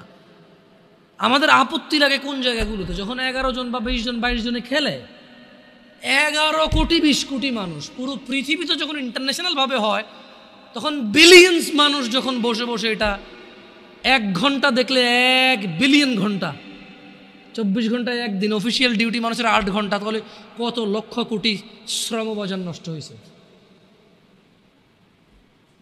8 জন মানুষ যদি 1 ঘন্টা দেখে, একজন মানুষ একদিন কাজ করলে যা উপার্জন করে রাষ্ট্র সমৃদ্ধ হতো, নষ্ট হয়েছে ওটা। এখন বলবো তাহলে কি লাইফে কি কোনো এনজয় থাকবে না? না না, খেলা বহু আছে যেটা শরীরের এক্সারসাইজ হয়, এবং যারা খেলে তারা নিজের খেলা নিয়েই বাই ব্যাটিং আমার, বাই বোলিং আমার, এরকম লাগে যায় না, ওটার একটা খেলা। বাকিরা তো কিছুই কোনো অ্যাক্টিভিটি নেই ওদের, ওর খেলা হইলো কেমন? এটা খেলা দেখাও খেলা নাকি? আল্লাহ আমাদেরকে বুঝে তৌফিক দান করুন। দেখুন জুয়া মানে আপনি যে আগামী 2030-35 সালের মধ্যে যাদের বয়স 25-30 হতে পারে, আল্লাহু আলাম, কঠিন হয়ে যাবে জুয়া যে হারাম এটা বোঝানো। 1 নাম্বার কঠিন হবে এটা। 2, কোনো রকম যদি বুঝাইতেন কোরআনের আয়াত দিয়ে যে জুয়া হারাম, তাহলে ও যে ব্যাটিং করতেছে, বেট করতেছে, বাজি ধরতেছে, ওইটা যে জুয়া, এটা আপনি বুঝাইতে পারবেন। আপনি কি আজকের যুগে কাউকে বুঝাইতে পারেন ব্যাংকের চাকরি সুদ হারাম? বলেন না। আপনি কোন ভাই, কে আপনি ভাই? আসেন আমার সামনে আসেন, যে আপনি মহান, আপনি বুঝাই দিয়েছেন একজন কাউকে যে এটা হারাম আর সে ছেড়ে দিছে। হাতে গোনা ইল্লা মাশাআল্লাহ। আজকের দিনে সুদী ব্যাংকে উপার্জনকে যেমনটা হারাম প্রমাণ করা সো টাফ হয়ে গেছে। 2030-35 সাল যেভাবে চলতেছে, যদি এভাবে চলে, যেভাবে ইউটিউবে অ্যাডভার্টাইজ আসতেছে, তো মনিটাইজেশন করে যে অ্যাড দিচ্ছে গভর্নমেন্ট, মানে যারা অ্যাডে টাকা কামাচ্ছে, ওই বেটা অ্যাড ওখান থেকে টাকা পাওয়ার জন্য বা অ্যাড দেওয়ার জন্য তার নাম, ঠিকানা, আইডি, বিজনেস ট্রেড লাইসেন্স এগুলো না দিলে তো অ্যাড দেওয়ার অথরিটি পায় না সে ফেসবুকে বা ইউটিউবে। আপনি মনে করেন যে আপনি একটা কোম্পানি চালান, এটা আপনি অ্যাড দিবেন ফেসবুক ইউটিউবে, তো যাদের থেকে আপনি ডলার নিয়ে অ্যাড দিবেন তাদেরকে আপনার নাম, আইডি কার্ড, আপনার ঠিকানা, আপনার ট্রেড লাইসেন্স, ট্রেডমার্ক, আপনার গভর্নমেন্টের অমুক অনুমতি, গভর্নমেন্ট থেকে তমুক অনুমতি, এসব আছে কি না সব জমা দিবেন, তারপরে সে আপনাকে অ্যাকাউন্ট দিবে, অ্যাকাউন্ট থেকে আপনি অ্যাড চালাবেন। তো এই যে জুয়ার যে বেটিংয়ের অ্যাডগুলো হয়, হ্যাঁ টেকনোলজি যেহেতু অনেক উন্নত, গভর্নমেন্ট এক এক দেশের এক এক রকম পাওয়ার রাখে, দেখা যাচ্ছে অনেকে বিদেশ থেকে এগুলো ছাড়ে। হ্যাঁ, তখন তো আর আসলে বাংলাদেশ সরকারেরও কিছু করার থাকে না, থাকে। আমি বলতেছি না যে কী করার, আমি বলতেছি যে কত আসলে হারাম পথের যে কত পথ আছে। আসলে আমি বুঝি দিদি বোনরা ওরা বুঝবে কিনা জিনিসগুলো আমি বুঝতেছি না, আউট অফ কনটেক্সট কিনা, বাট এটা কিন্তু রিলেভেন্ট কথা যে যদি গভর্নমেন্ট এই জুয়ার অ্যাড নিয়ে কাজ না করে, যদি বাবা মা এই জুয়ার বেটিং এর অ্যাড মানে বাজি ধরার অ্যাডগুলো যদি বন্ধ না করে, তাহলে 30-35 সালে আজকের দিনে আপনি যেমন বুঝাইতে পারেন না যে ব্যাংকে উপার্জন করলে শুধুই উপার্জন হলে এটা হারাম, আপনি যেমন বুঝাইতে পারেন না আগামী 35 সালে আরও বেশি লাগতে পারে, আগেও হয়ে যেতে পারে। আমি তো আর গণক না যে কয়ে দেবো, এটা আন্দাজ করে বলা আর কি, এটা তো একদম অ্যাকুরেসি নাই এটার। কেমন যদি এটা হয় তাহলে জুয়া হারাম মাইনে নেবে সবাই, কিন্তু বাজি ধরা যে জুয়া কেউ মানবে না। ওয়াল্লাহি আমার ভয় হয় প্রত্যেক মুসলিম সুদ হারাম মেনে নেয়, ব্যাংকে সুদি ব্যাংকে কাজ করলে যে সুদ হয় কেউ মানে না। আজকে যদি এগুলোকে না থামানো হয়, আমরা যদি আমাদের ছেলে সন্তানকে না বুঝাই, ভাই বোনদেরকে না বুঝাই, তাহলে জুয়া খেলা হারাম আমরা বুঝাইতে পারবো, কিন্তু বাজি ধরা যে জুয়া এটা আমরা বুঝাইতে অক্ষম হয়ে যাবো। আল্লাহ আমাদেরকে বোঝার তৌফিক দান করুন। আল্লাহ তাআলা কোরআন কারীমে বলছে, ইয়া আইয়ুহাল্লাযীনা আমানু, হে তোমরা যারা ঈমান এনেছো, ইন্নামাল খামরু ওয়াল মাইসির ওয়াল আনসাব ওয়াল আজলাম রিজসুম মিন আমালিশ শাইতান ফাজতানিবুহু লাআল্লাকুম তুফলিহুন।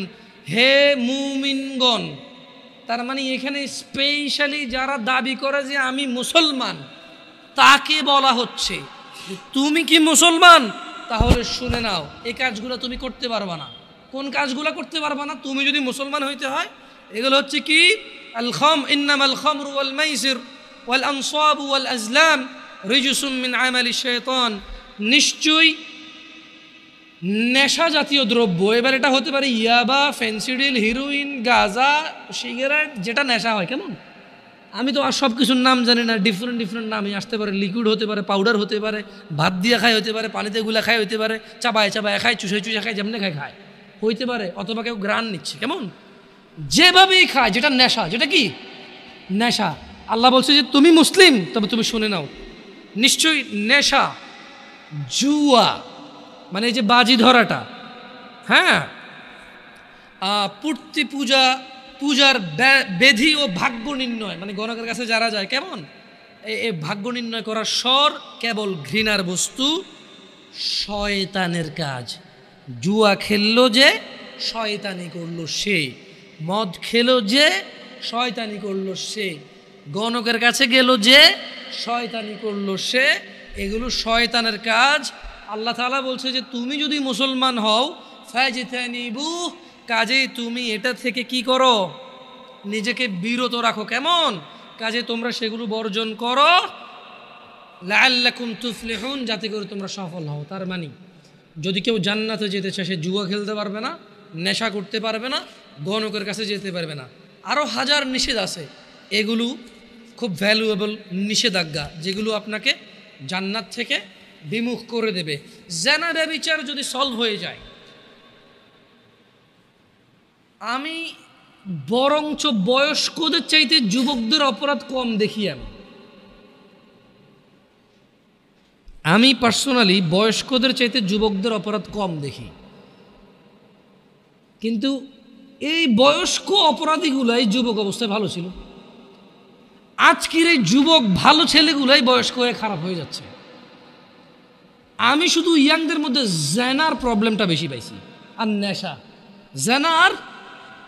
কিন্তু যারা মিডল এজ, তারা ঘুষ খায়, জাগা জমি নিয়ে মিশা কথা কয়, কাজকর্মে ফাঁকি দেয়, মা বাপের সাথে প্রচুর অবহেলা এবং প্রচুর ইগনোর করে বাবা মাকে, নিজের উপার্জনটা শুধু নিজের মনে করে, বউ আর বাচ্চার মনে করে, বাপ মায়ের মনে করে না, বাপ মাকে ভাগ করে দেয় যে 4 ভাই আছি, আমি কেন একা করব?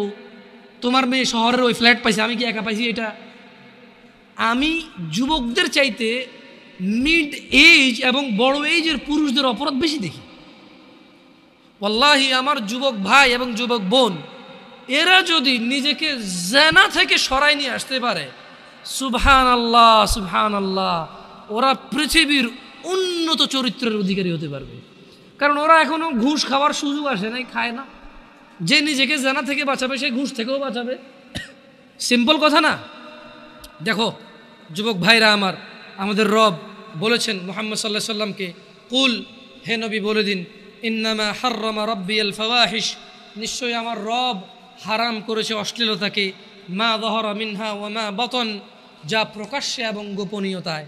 মানে যেটা তুমি ফেসবুকে প্রেমিকার ছবি ছেড়ে দাও, বা যেই মেয়ে নিজেই নিজের ছবি ছেড়ে দেয়, বা যেই ছেলে তার মা বা বউয়ের ছবি ছেড়ে দেয়, মানে এইগুলো প্রকাশ্য অপরাধ।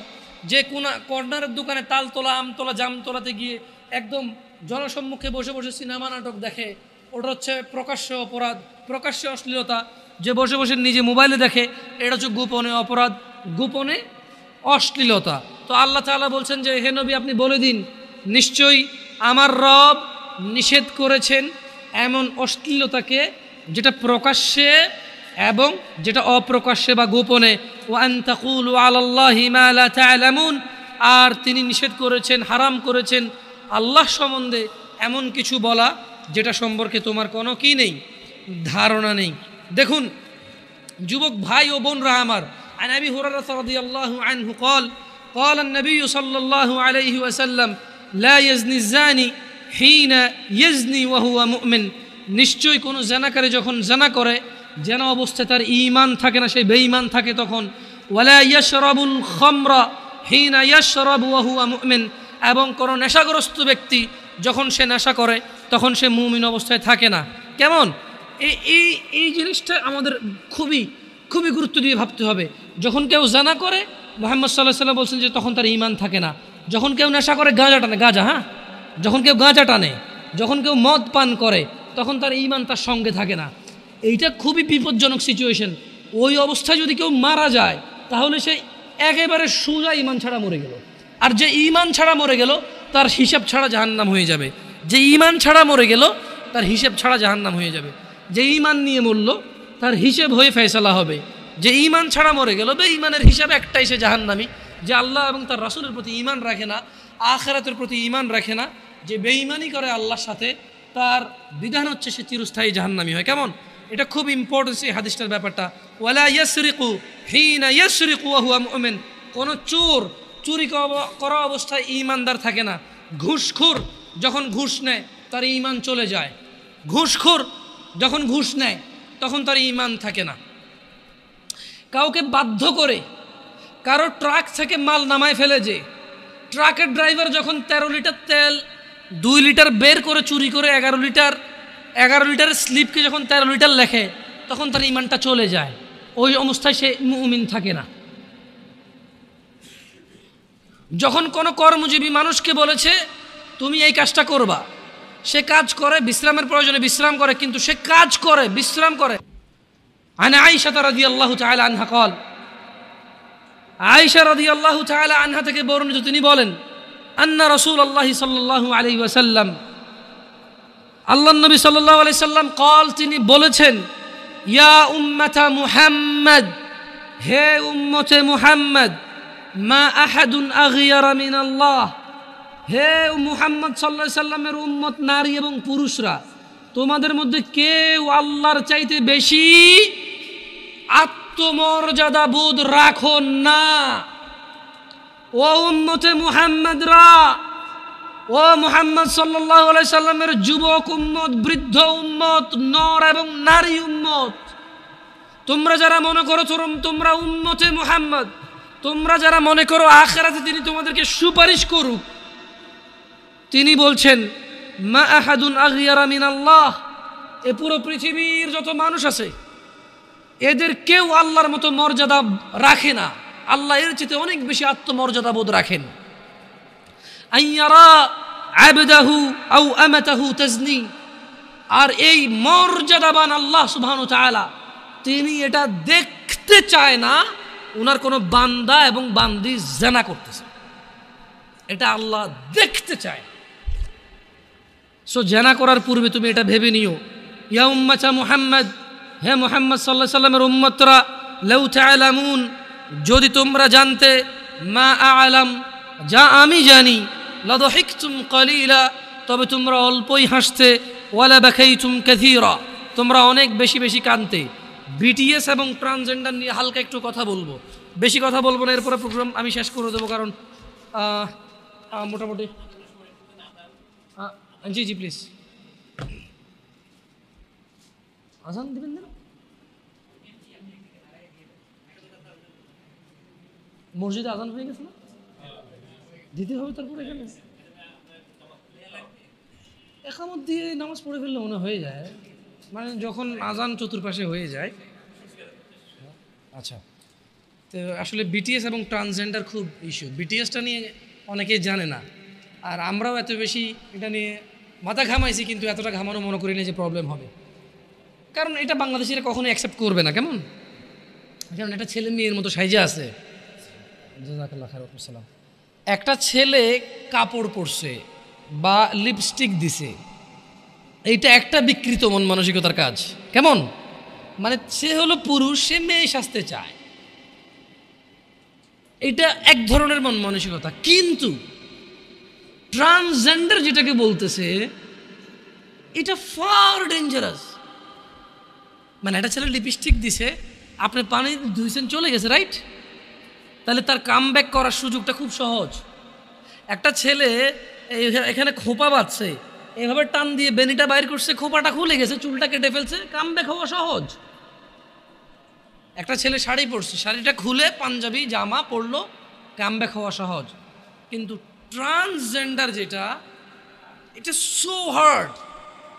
যে পথভ্রষ্ট হয়ে এটাতে রূপান্তরিত হবে, তার নিজের জন্যই ফিরে আসাটা কঠিন হয়ে দাঁড়াবে। কিভাবে? সে অপারেশন করে তার পুল্লিঙ্গ ফেলে দিবে বা কিছু একটা করবে, আল্লাহ ভালো জানে ডাক্তার কি অপারেশন করে, সে স্ত্রীলিঙ্গ বানিয়ে ফেলবে।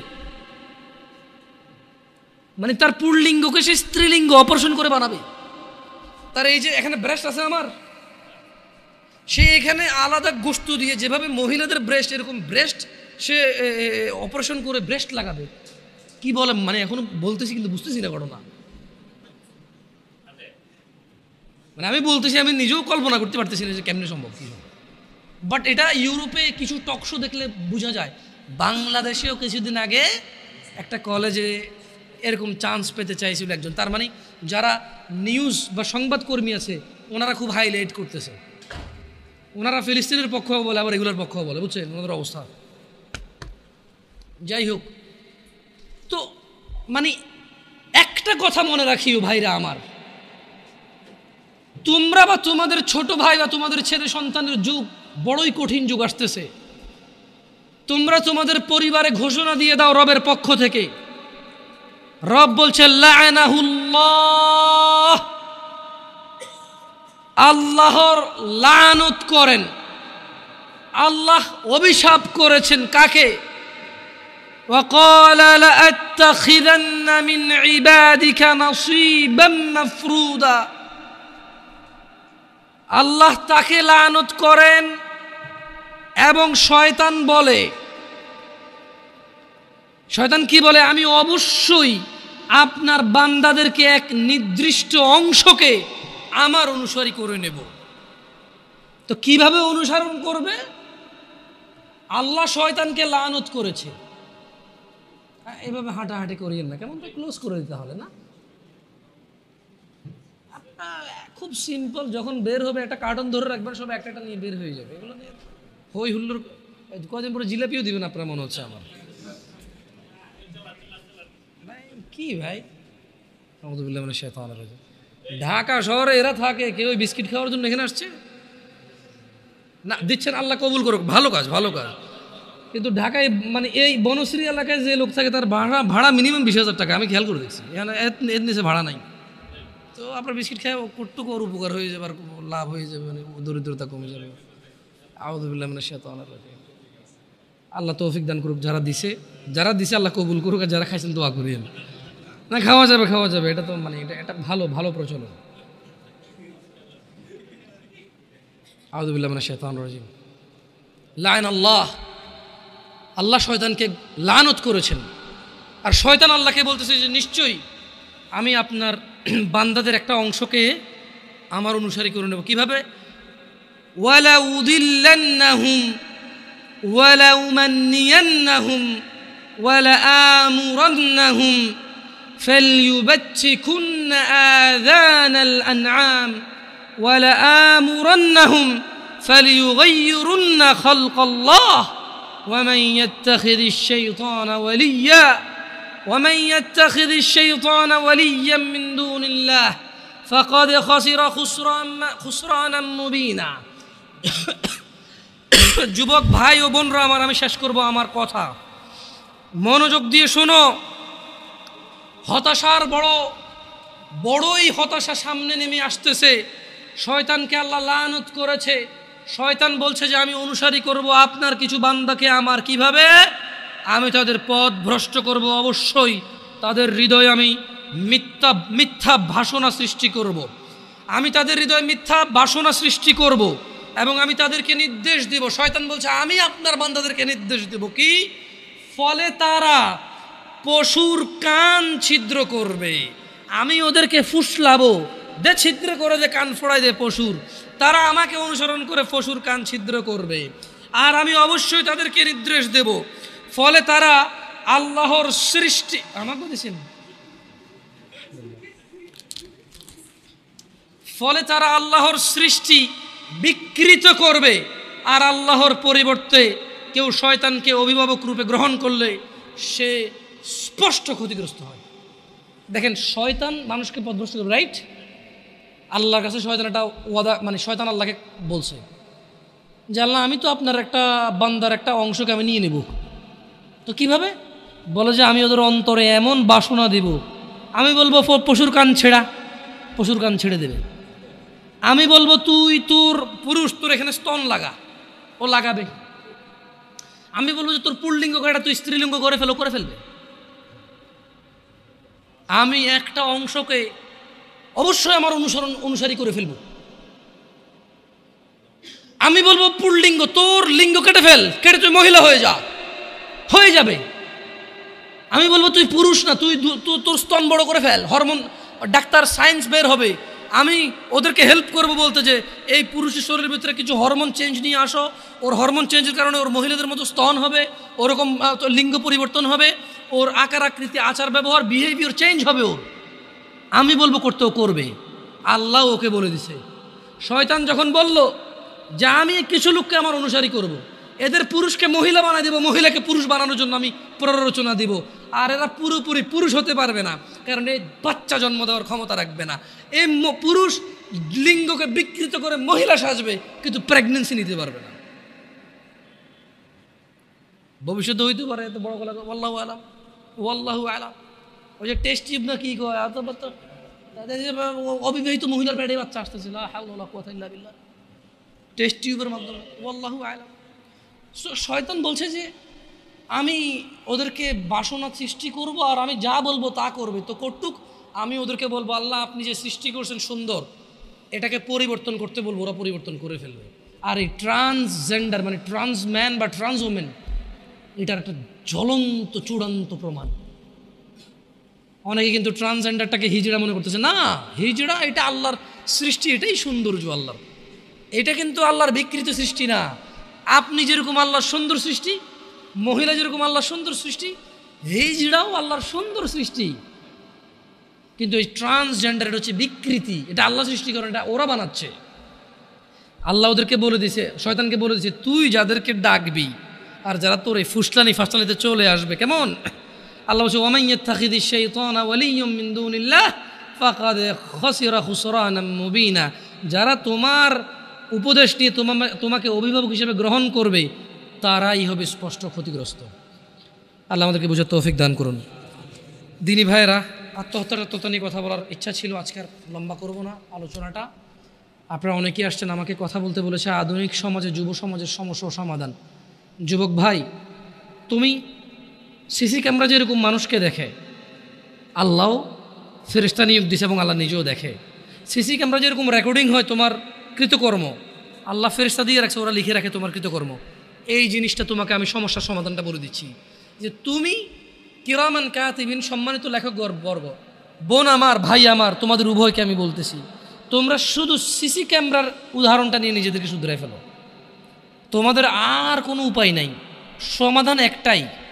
সিসি ক্যামেরা যেমন তুমি সামনে অ্যাক্টিভিটি করবা, ও তোমার দেখবে, রেকর্ড করবে এবং রেকর্ড রেখে দেবে, যখন খুশি কেউ দেখতে পারবে আর তোমার বিচার করতে পারবে। যদি তুমি কাউকে খুন করো, যদি তুমি চুরি করো, তোমার বিচার হবে অনুযায়ী। আল্লাহ সুবহানাহু ওয়া তাআলা দেখে এবং তিনি লেখক বর্গ রেখে দিয়েছে, ওরা রেকর্ড করে। আল্লাহ তাআলা দেখে এবং লেখক বর্গ রেকর্ড করে, আল্লাহ এটা হিসাব দেখবে, যখন খুশি বিচার করবে। সো এইটাকে মাথায় রেখে তোমরা অপরাধ থেকে ফিরে আসো। আকুলু কওলি হাযা ওয়াস্তাগফিরুল্লাহ লি ওয়া লিসাইরিল মুমিনিন ফাস্তাগফিরু ইন্নাহুল গফুরুর রহিম। সুবহানাকাল্লাহুম্মা ওয়া বিহামদিকা আশহাদু আল্লা ইলাহা ইল্লা আনতা আস্তাগফিরুকা ওয়া আতুবু ইলাইক। আসসালামু আলাইকুম ওয়া রাহমাতুল্লাহি ওয়া বারাকাতুহু।